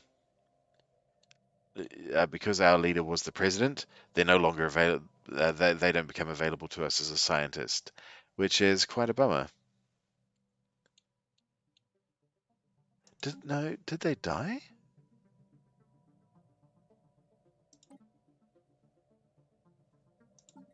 I didn't notice their name before. Was Dill right? Guy, I think he probably was. Anyways, yes. So let's recruit a new leader. I could assign this guy to it, but I'm actually going to kick him out because he's costing us. He's costing us unity that we don't have. Oh, okay. We've got another maniacal guy. He'll do just dandy. So he's not getting quite the same bonus, but he's getting a 5% bonus, and that's better than nothing.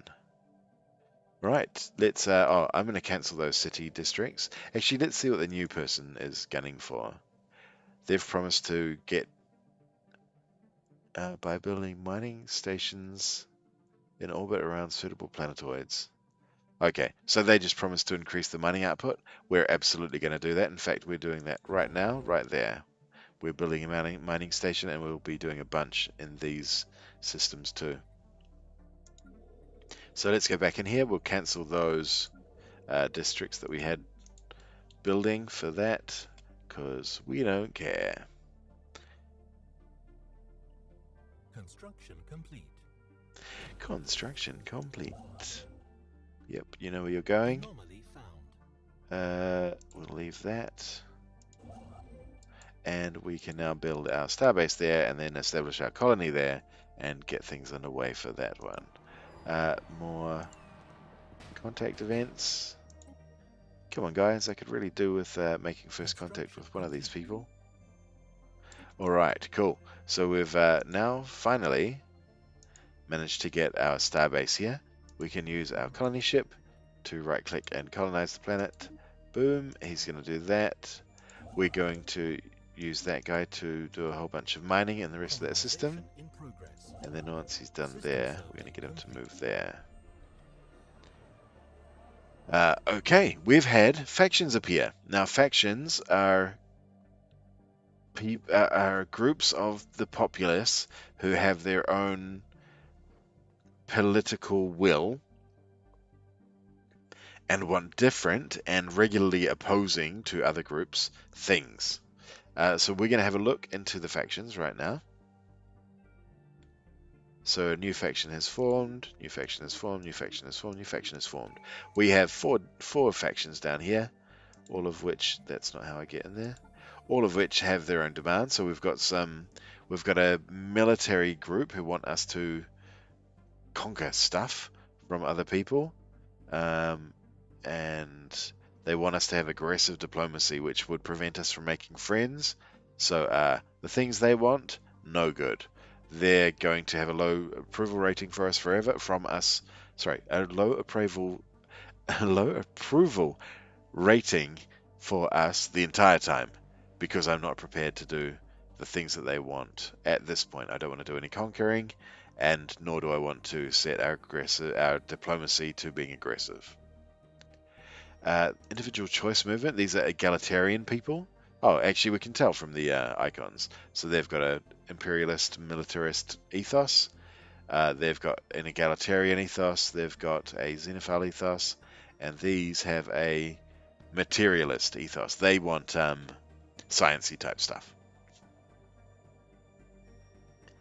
Anyway, so these guys want.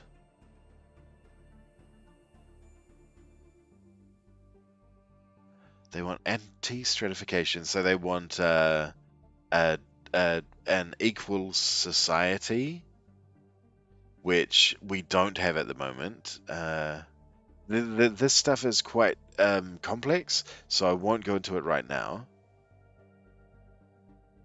But by and large, we can see by hovering over these things that they do like us, that they give us plus 10 from us not being in any way autocratic. They have plus 10 for us. Oh, hang on. I should explain that better. No, that is what that is. Okay. Just we don't have autocratic stuff going on in our government. We allow people to move freely, and we can't force people to move. We can't resettle people forcibly. So they approve of that. And we have banning the use of selective population controls. Okay, so we haven't blocked any species within our empire from breeding, so they're happy about that as well. All of those combine. That one gives us nothing because we do have a stratified economy. It doesn't increase their opinion of us. If we were to change our living standards to be Non-stratified.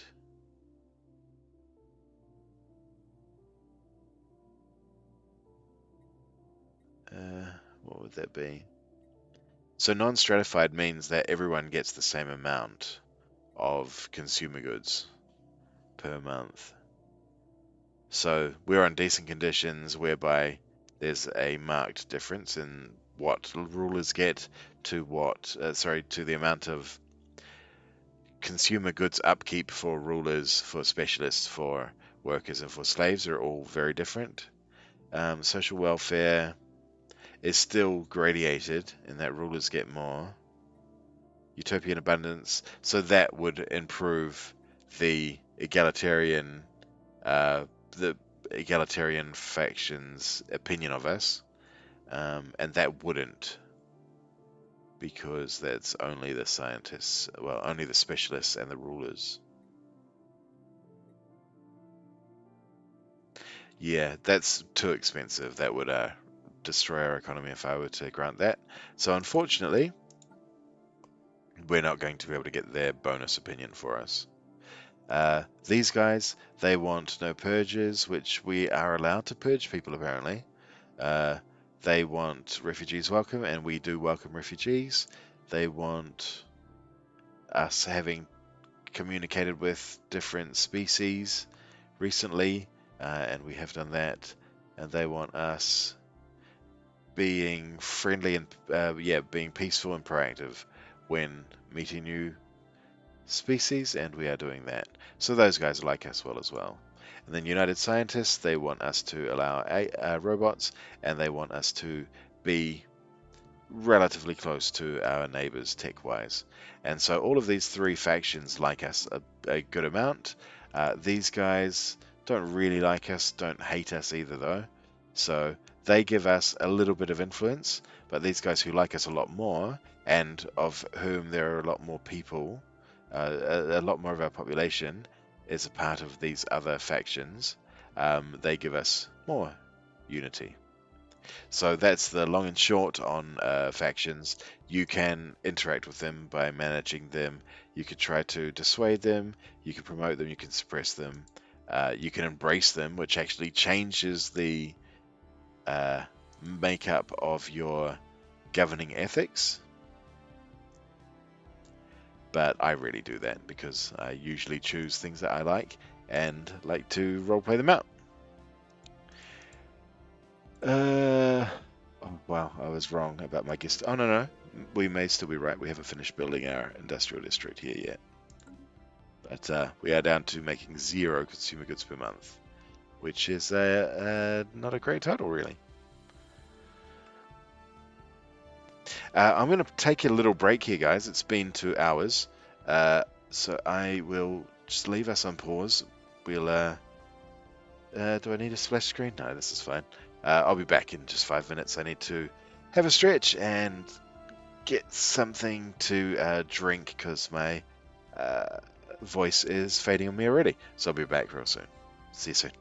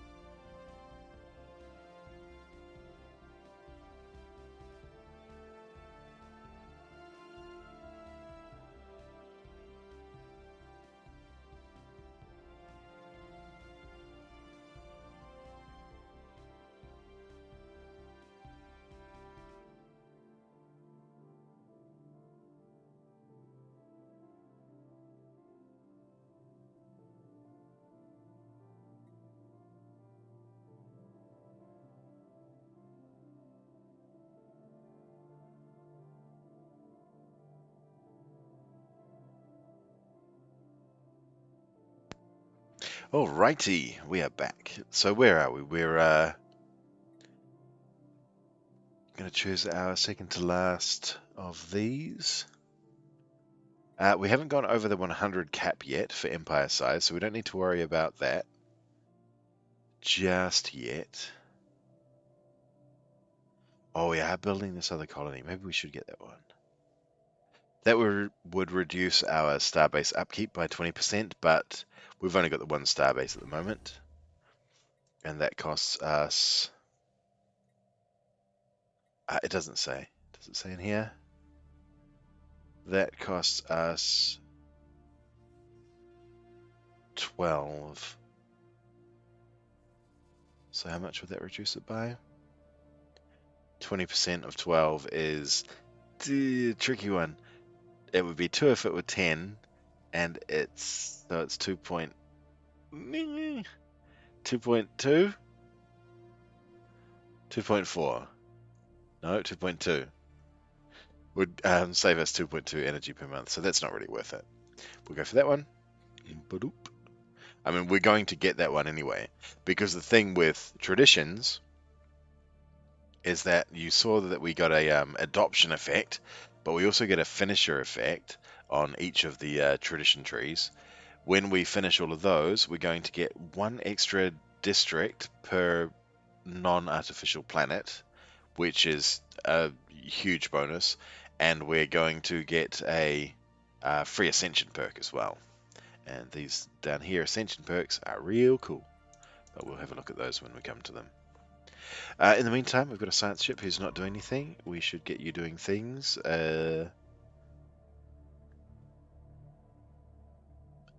I'm half tempted to explore that way, but I expect they'll... let's do it. We'll survey there. And, no. We should survey up this way. Actually, we're never going to have enough influence to get around to there anyway. Yeah, let's explore this way. And that's a dead end, so we don't care about that for the moment. That... Oh no, there is a path out that way. Alright, so we'll go down this way, and hopefully that will join up to there. Yeah, brilliant. Alright, very good. So we're building to take care of that red dot. Our factions are as happy as they can be without us making big changes. So these guys beat us to translating our language as well, rather than us translating theirs. These guys are going to be perfect alliance buddies. These guys are materialist and very xenophilic. We are materialist and quite xenophilic. So these guys are about as close to being a perfect ally for us as possible. Greetings, buddies. We like you. Yeah, look at that. We can instantly become a non-aggression, get a non-aggression with them. So we'll send that over there, and we'll improve with that there. How's our improving going with these guys? So these guys we can't do anything with because they're quite... I mean, they're protective of us. They like us well enough, and we're improving their relations, so they don't hate us, but neither do they love us. We could become their vassal. That means they'd protect us, but they'd also be able to swallow us. And we could guarantee their independence, which means that we'd get closer to being able to be friendly with them. But I'm half tempted to try to fight these guys rather than being friendly with them. Whereas these guys, if we can form an alliance with these and then form a federation with these, we're going to be tech bros. We're going to be super awesome tech bros. And that's a good thing. We'll get the science ship out here, exploring the rest of these. And we could build a starbase here. But if we have a look at that, that's only 60% habitable for us. So the reason we wouldn't want to colonize this at the moment is because the pops on this planet would need an extra 40% amenities. Amenities are a planet-sized resource that basically are things that cheer people up, that aren't consumer goods. We'll have a look on one of our other planets, and I'll explain it in a sec. Our pop would also need 40% more food and 40% more consumer goods. The resources they make would be the resources they extract from the planet would be reduced by 20%, and the population growth would be reduced by 20%. So that's why you want to avoid colonizing places that aren't very habitable. So this place gets our home planet gets a plus 30% to habitability from being homeworld, whereas our first tundra planet that isn't our homeworld is only 80. So even that gets a penalty to pop upkeep, pop amenities usage, resources output, and pop growth. So getting habitability boosts are great for everywhere except your home planet, which is always going to be 100. The amenities was the thing I wanted to talk about. So amenities is shown there. Amenities are provided by buildings and by certain pop jobs. In this case, where are our amenities coming from? So our rulers provide amenities. Modifiers 6. And these guys? Which of our workers does? Oh, of course, we've got clerks. Um, Clerks are people who create trade value, and trade value creates. Well, hang on, is that the way it goes, or do they create it directly? No, they create amenities and trade value. So we built that extra commercial zone, and that's why our people there are happy. They want to establish an embassy, and they want to guarantee our independence. Now, normally that would seem like a good thing. The reason it's not a good thing is because once they guarantee our independence, they can demand that we become their vassal, and I don't want that. What I'm going to do instead is actually start spending some of our alloys to make ourselves stronger, to make our fleet stronger, to make our fleet power and relative strength look better so they are not able to vassalize us. So it's a good idea to have your fleet at max anyway, whenever you can. That would cost us 1700 to build our entire fleet up to the maximum of 20, and we currently have 600. So we'll just do the reinforce all. That will spend 600 of our 626, 627 alloys, and give us 6 new ships.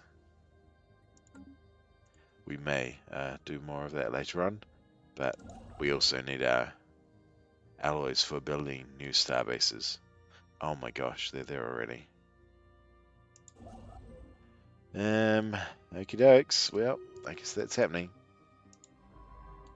Incoming transmission. Aha. Alright, so these guys, because they like us so much, are looking to do trading stuff with us. Particularly because these guys are tech focused peeps. They want to do research agreement first of all, and we're absolutely down on that. We are also tech researched.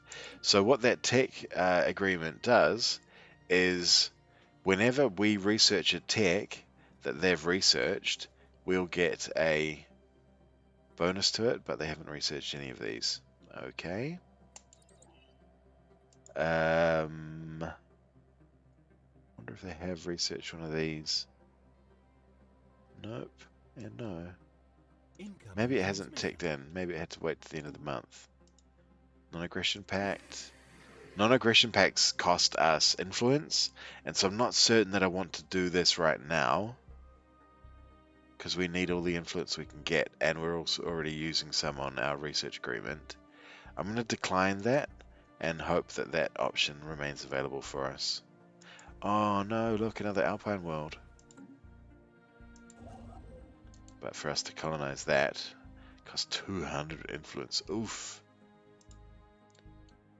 We may have lost out on that one. That's a shame. We are super hemmed in. That's the tricky one. Alright. We can first contact aborted, of course. They want a commercial pact as well. Yep.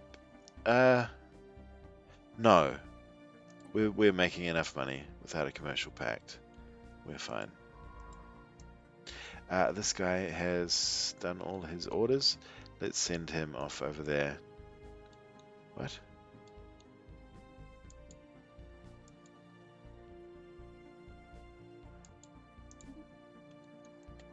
Oh, that must be within their borders. I thought their border finished there, but no. They must have other stuff out that way. Oh, yep, there we go. There's our 6 months of unity for fulfilling our leader's pledge during the election. System survey complete. Come on, buddy. Come on, buddy. All right. Research complete. There we go. We've finished. Cool. All right. So we've finally finished our pop increase building that we wanted. We're going to go for that. We're going to start building those. That's mildly useful, but I think I'd rather go for the Unity at the moment. So what we're going to do on our one building that has a free building slot is build our gene clinics. So that's going to increase our population growth by another 10%. And also give us some more amenities. And plus 10% something else. What is that? Robot construction speed? It's also going to give us 5% something. People with umbrella. An extra 5% rain? I don't know. But the amenities and pop growth speed are the reason we need it, the reason I want it. The other things are nice to have, so that's fine.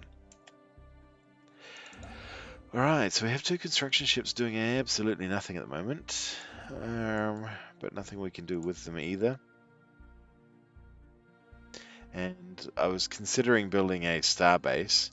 So we have some trade resources out here that aren't being collected. The reason they're not being collected is because because interstellar trade needs space stations with trade hubs on them to collect the trade. Now, each trade hub that you have in a station will give you 1 hyperlane jumps worth of trade range. So if we had some trade value in this system, this would grab it. Because 1 jump, grab. But it doesn't. So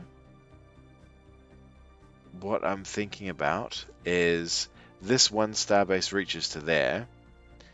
If we were to build another starbase here, then it would be 2 jumps and it would be connected. You don't need to overlap your trade buildings as long as they are separated only by 1 jump. That's considered connected. So building 1 there would be really nice. Ideally, I would have built 1 there, because that would go build a new station there and do 2 trade hubs, which would be 1 jump, 2 jump, collect that, 1 jump, 2 jump, collect that, and 1 jump, 2 jump, collect that, and also connect to this trade. But that isn't going to work for us, because they took it. So I'm guessing that'll do us. The reason I don't really want to build on there is because it's completely out of the way. you ideally have your space stations in places where they can provide some level of protection. Because if we have a look in here, we can see our space station has 493 military power. Our space station by itself is stronger than our entire fleet at the moment, and we could do stuff to increase that number as well. Star bases, space stations are really strong defensive options, as well as collecting trade and um, allowing you to build new ships and all sorts of stuff. But we'll go into those once we actually build one. But in the meantime, we need to keep boosting our fleet up. Alright, so we're only a couple of months away. I'm going to build this one for sure. This one here, this station here, sorry, this system here, and this system here, both have a special resource. So there's a bunch of special resources in the game that are kept separate from these because all of these require tech to unlock. These top three are relatively early techs, and you'll get them within the first 50 years usually. These bottom three, sorry, the bottom four, I guess, are much rarer, much harder to find, and therefore worth a lot more, but also you don't get access to the tech that unlocks them until much later in the game as well. Yes, so the reason that I want to get these is because these are going to be available to us relatively soon, thanks to us being able to get to the tech relatively soon, and they'll give us really nice bonuses. Okay, so we've explored there. We see that that doesn't go anywhere. We can see that doesn't have any hyperlanes going off from it either. Let's go for here. Explore there. And explore there. We can survey there. Okay, so that's got to be the edge of their empire here. We can't survey that, but we can explore it. And then, hang on, let's do that again. We can go there. We can explore that. We can go there, and we can survey that. And from that point, we'll make a guess as to which way we'll go. That looks like that could be a dead end as well. So we may need to go up around this way if we want to keep exploring. As for our other trapped science ship, he's found us another planet, another alpine world. Great. Okay, so that's good. We've got good expansion planet side down this way, and having more planets is just as, or having places for your population to expand is just as important, if not more important, than having lots of territory, lots of empty systems available to you. Now, there's arguments either way. They're both very useful. But us having two habitable planets, two more habitable planets, or soon habitable planets in our controlled area is a good thing. We should be able to compete with these guys relatively easily. Well, we can see that these guys already have 4 planets inhabited, which is a little bit troublesome. These guys have 2. They may have more. We're not sure. You are doing that, and you cannot do that because you need 20 more alloys. Okay, let's go cancel one of these ships that we've got building. Yep, sorry mate, we need those. We need that more urgently than we need a ship. Incoming transmission. Incoming transmission from our buddies over here. Now, Defensive Pact, the non-aggression pact that they offered us before, didn't really do much. All a non-aggression pact does is prevent an enemy from attacking you immediately. Whereas a defensive pact means if anyone attacks us, they'll jump in and fight too. And this is kind of tempting, because these guys over here were strong enough to demand that we become their vassal. Or they could, if they turned angry on us, they could. This does cost, I think, a where the research agreement costs 50, sorry, 0.25, and the trade agreement, I think, costs 0.5. Maybe that's 0.2. No, that'll be 0.25 as well. So research agreement and trade deals both cost 0.25 unity per influence per month. A non-aggression, I think, costs one. No, costs 0.5 per month, and a defensive pact, I think, costs you one per month, and that would almost reduce our influence to 0. And we've still got expanding to do. So I'm going to cancel that offer. I'm going to refuse that offer. I'm going to refuse all of those offers actually, because our influence is just too low. It's no good. They did, one of those options was a migration treaty. It had that icon there. And that means that, yeah, okay, so that'll cost 0.25 as well. That means that their pops can freely come and inhabit our area, and our pops can freely come and inhabit their area, and that we can colonize planets that have their population on it, so we'd be able to inhabit alpine planets straight away. It's kind of tempting. But we're also only a few ticks away from being able to inhabit these ourselves. So I think maybe we'll wait. Research complete. Research complete. Good. Okay, with faster surveying, and we can also set up automatic surveying. So I might do that. I don't ordinarily like to do it because the AI makes some really strange choices, which I'll try and show you next time we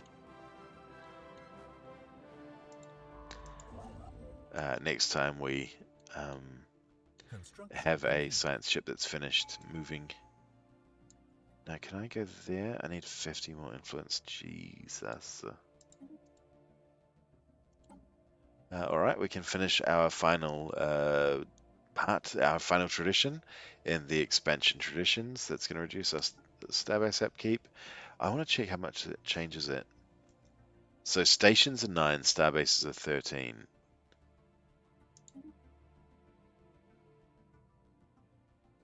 Okay, it's going to be the end of the month, I guess. It was 9 and 13. Oh, that was the end of the month, I think. Okay, so it didn't actually affect stations, it's only starbases. Yeah, I thought maybe it had worded it strangely. That's very weak. Alright, so we can get our first Ascension perk. Our Ascension perks are awesome big special bonuses that you get every time you finish a tradition group. I think you can also get one from tech as well. So 1, 2, 3, 4, 5, 6, 7. 1, 2, 3, 4, 5, 6, 7, and then one from tech allows us to get all 8 Ascension perks. Anyway, the Ascension perk that I want to get is this one, which boosts our research speed. Again, we're leaning into the things that we're good at to accentuate the bonuses we already have. This also gives us a better chance of finding rare technologies, and rare technologies are usually pretty cool. All right, so again, now that we've finished that one tradition chunk, we're going to get to choose another one next time we Colony established. fill up our Unity meter. Our planet is now newly founded. Cool. And it has the 2 pop and has the 1 free house and has no spare jobs. I'm very tempted to make this because you can see our total is rapidly dropping as we start doing things like building new, having new, what are they called? Industrial districts. They're eating into our mineral upkeep, and what was the other one that eats minerals? Let's have a look. It is okay. So our only consumption is by jobs, and the only jobs are going to be. Let me check that actually. I don't know. Yeah, so it is only these specialists that are consuming the minerals, and it will only be the metallurgists and the artisans that are consuming them. But we want to keep a nice income of those. So it's definitely worth our building that, and definitely worth our getting this here. So the next time a person pops out, there'll hopefully be a mining district job available for them. 240 months. Nope, that's happening. Oh, 240 months. Days is two.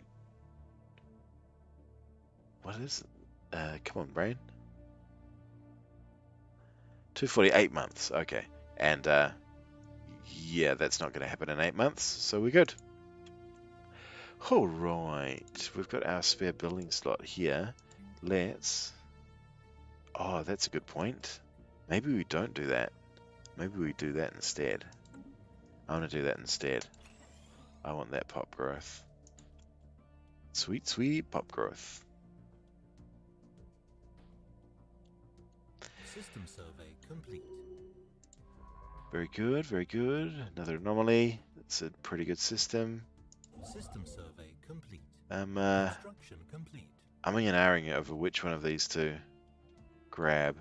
But that's right, no, we need to save it for this, don't we? Anomaly found. We found a new strategic resource. Okay, so rather than the we can leave that for now.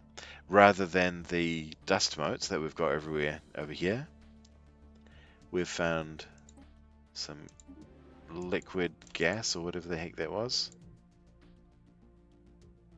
But it's not showing on there. Okay. Once that is surveyed, we should be able to see it.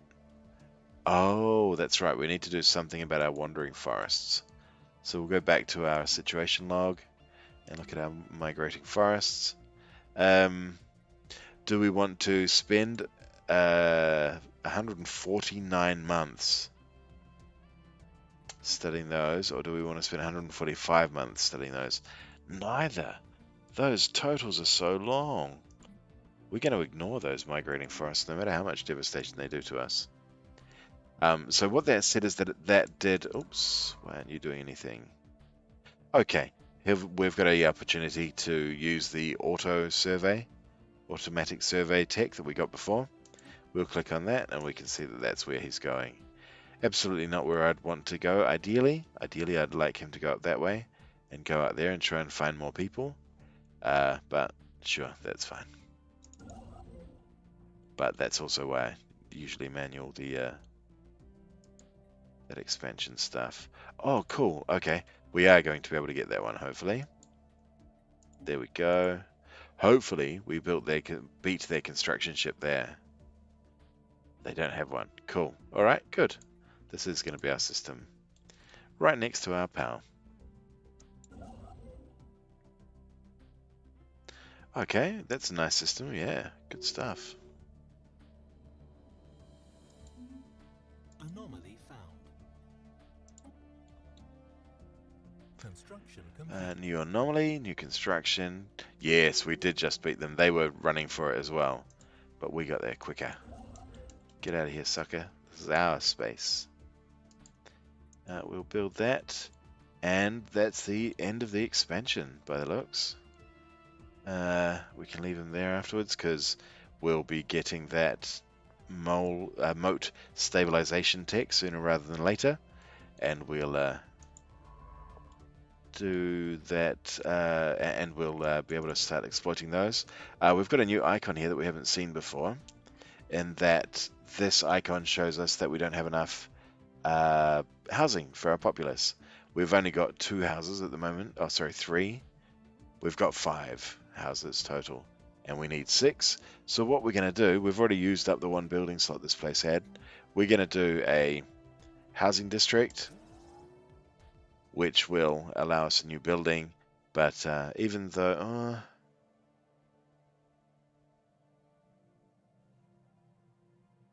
what buildings have we got coming up? None that are particularly useful. I'm actually going to go for a mining district. Just because we want to try and get this total up higher. I'm not happy with the amount of minerals we're making. System survey So I complete. think it'd be best to spend those new pops that come in. Oh my god. See, this I hate. That's a dead end. We can't ever populate it. There's not going to be any species there for us to interact with. Nope. Sorry. Automated survey. But you suck. Oh, that's not a... That's a system in the dark. System in the dark. You're happily doing that.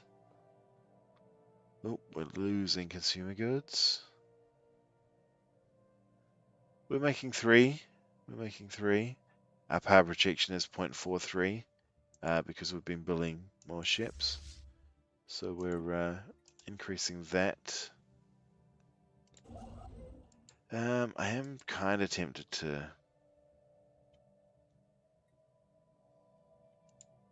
It's only an extra 2 energy. No, it makes sense. Stay there. Once we've got enough influence, we'll build there Construction and then complete. expand there, because that's huge. A huge amount of resources from a system. I approve greatly.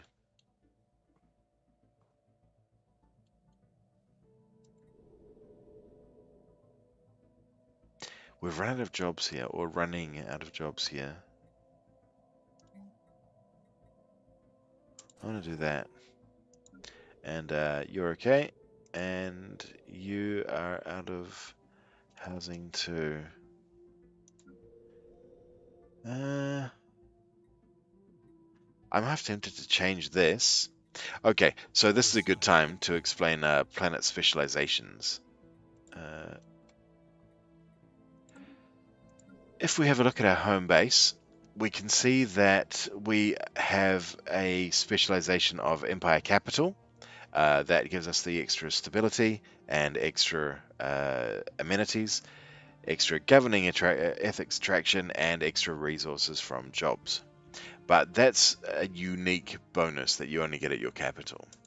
On your other planets, you, by default, are assigned a planet specialty depending on what you're doing on the planet.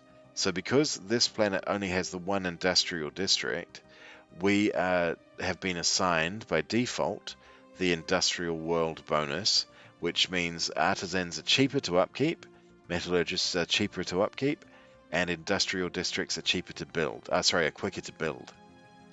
So that's okay. We should have a look though and make sure there's nothing that we like better.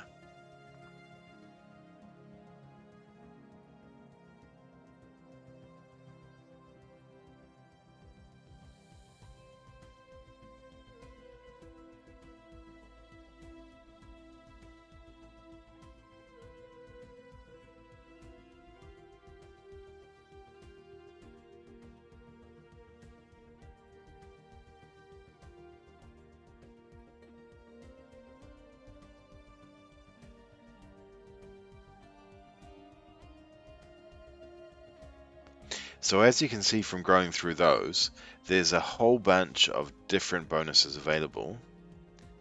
For this particular planet, they do have migrating forests.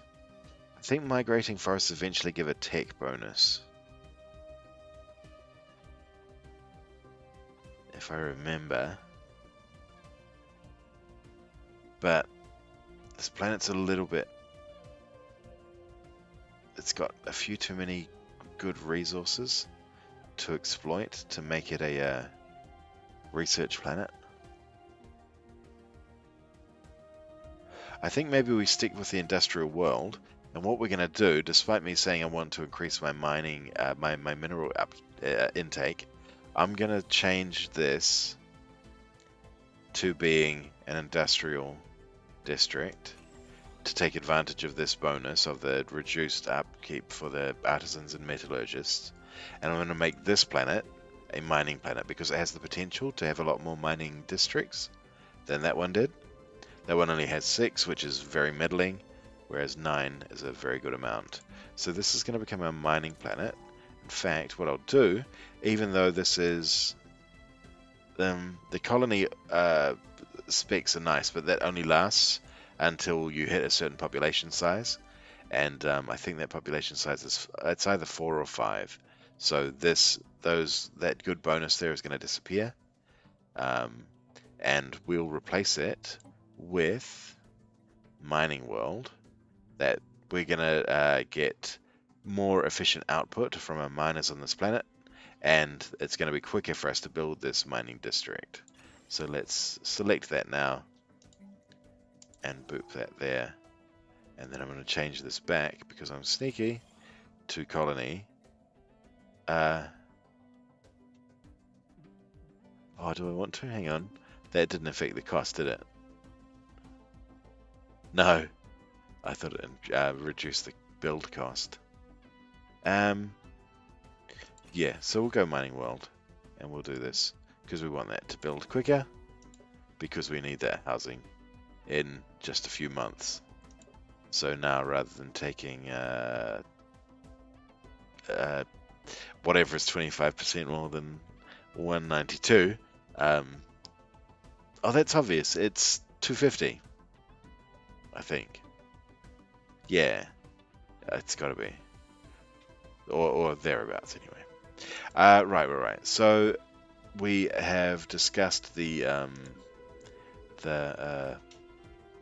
planet specializations. I guess it could be argued that you kind of want to have one specialization for each type of planet. Sorry, if you want to have a planet that's devoted to a particular kind of resource, and you could argue that you want to try and gain at least one of each of them, because you want to keep your planets or you want to keep your goods income balanced. But because some of the bonuses are greater and lesser than each other, that probably doesn't make as much. It's probably not quite true. I'll try and remember to examine it when we round out this campaign anyway. Anyways, we've got a new thingamy. We're definitely going for this one now. This one is really good. I want to get that particular trait that would boost our tech by quite a lot, and so would that one's useful. We're gonna, rather than choosing from 3 techs, we'll be able to choose from 4, and that one there is useful because it will reduce the amount of upkeep that we pay for our researchers. It'll also unlock an edict, map of the stars, and make anomalies quicker to research. That's cool, because we'll be doing those shortly. Now, that mentioned edicts, we haven't gone across edicts yet. That's another modifier, another set of modifiers that you can put to your empire. They have costs, and you can spend at most 45. You're limited by the amount of edicts you can have by this. Also, the strength of modifiers you can. Sorry, the strength of edicts you can have by this. If upkeep exceeds the size of the fund, regular unity will also be used. Okay. Oh, that's interesting. So they didn't create a new economy. They just created an invisible unity economy. So the edicts fund is separate and static from the pool of unity used for edicts. Sorry, the pool of unity used for traditions. So I'm almost tempted to get that. So Map the Stars is really nice to get early on because it means you survey much more quickly, and you have an extra 10% chance of finding anomalies, and you can see further down hyperspace lanes. But I'm not certain I want to spend that. I don't know. Let's do it.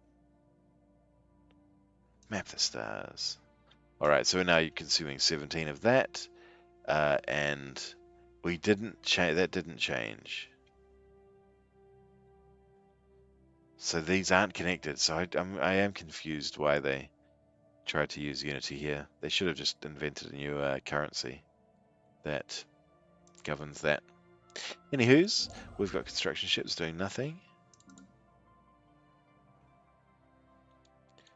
Yep, you can actually just wait there. I'm going to leave him there in hopes that we get to moat stabilization soon, and then he'll sweep back through and do those, set up those mining stations. As for our other buddy down here, we were trying to choose which way he went, weren't we? I think this is the way. Oh, okay, we're still 5 short. No problemo. Let's unpause. New tech, very good. We got our Unity tech. Yeah, there's a generic across the board bonus. And that guy can do that. And this guy can do that. Oh no. These are going to be neutral alien. Well, not neutral. Naughty aliens that aren't an empire. So that's why our ship fled. Your science ships and your construction ships are all set by default to be evasive. Because they have no offensive capacity and very little defensive capability, they are best set to be evasive at all times. There's certain occasions where you want to ignore that and force them to do things, but they're few and far between. An example would be that perhaps we wanted to go from here to there to attack that. But we were at war with this empire, and they had ships in the center of at the starbase in the middle of their system. We could set our scientist to move carefully around the edge there and hopefully avoid triggering the enemy. But those sorts of things are a little bit of a gamble. Alright, well, you've done your exploring for the day, so I think you're going to be researching anomalies now too. Yep, there's an event for Fleaver. We can upgrade our fleet. Very interesting. Actually, that's a good point. We should have a quick check of that.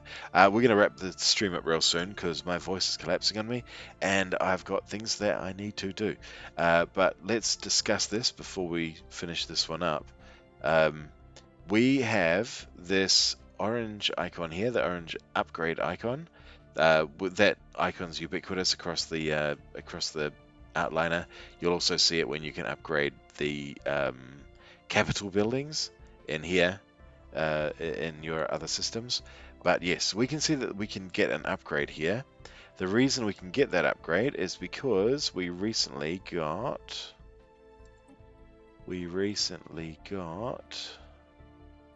nope, those are all starters. That's because we recently got afterburners.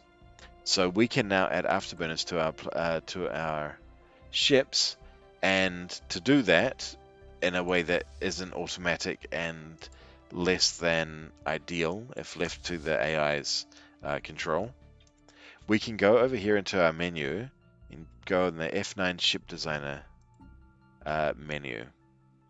Within here, I see the various ship designs that we have. We have only defense platforms and corvettes at the moment, but the corvettes are the ones we want to change. So we select that.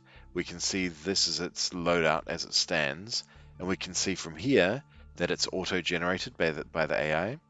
I'm going to uncheck that because I want to control these myself. So there's the afterburners. They're a type of component. And what they do is they make the ships faster flying around in system. The hyper jump speed remains the same. But we could also add a reactor booster, which increases the increases the power output of our ship. So all of these modules rely on a certain amount of energy, and that's governed by the kind of reactor that you can put on the ship. If we had a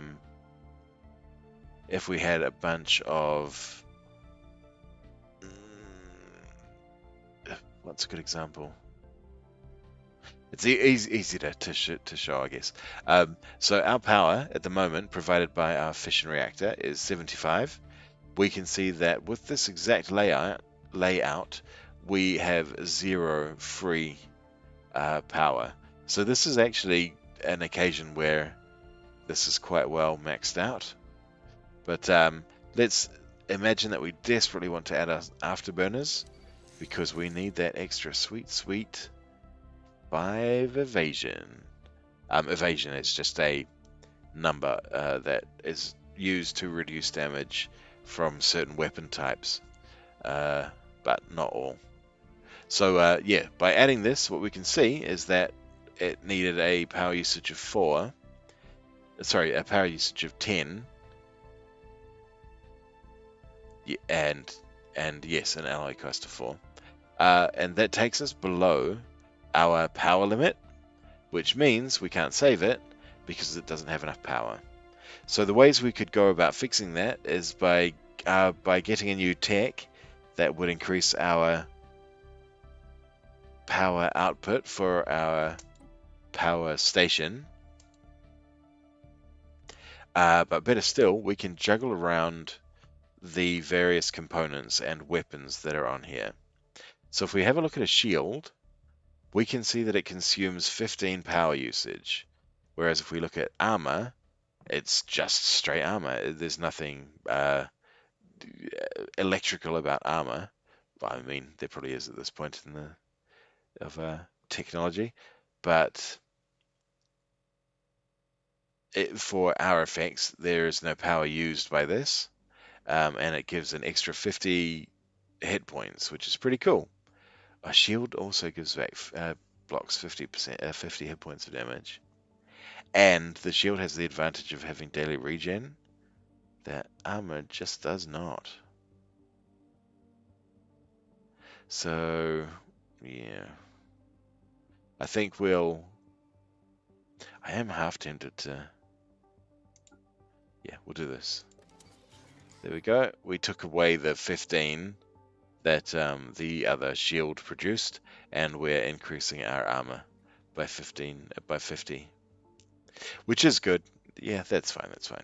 But the important part that I want to show you is up here. No, I can't show you that because we didn't end up getting that tech, did we? Oh, really? They have the same power usage? Okay. I was just checking that we couldn't change things around a wee bit. I'd honestly prefer to have 2 shields, maybe even 3 shields here, but the power draw from them is so high that it's kind of not really an option. Anyway, that's the shipbuilding area. There's a lot more to it, and we'll go into it in further depth in future. Oh yes, I should also talk about that, but we'll do that in another stream when we've got more weapon options, and it'll make more sense at that point. So we've finished we've finished selecting what we want done with our Corvette ship design. So I'm going to save that there. Yep, I do want to overwrite that, and then what I can do is I can upgrade all of our current Corvettes in our system, in our empire, to have the afterburners, which makes them move faster, which makes them more useful. But I do want to upgrade all of these ships to have them, so I'm going to set that, and what's going to happen is all of these ships will be parked up in the station, looking to get an upgrade. Alright, well I think that's a pretty good place for us to round this out. Thank you for stopping by and for saying hi. I'll be back in about 6 hours. I won't be doing a midday stream, I'll just be going to our multiplayer later on with... it's hard to say who I'll be with actually, but we'll find out later on this afternoon. So I will see you folks then. Thank you for tuning in. See you later.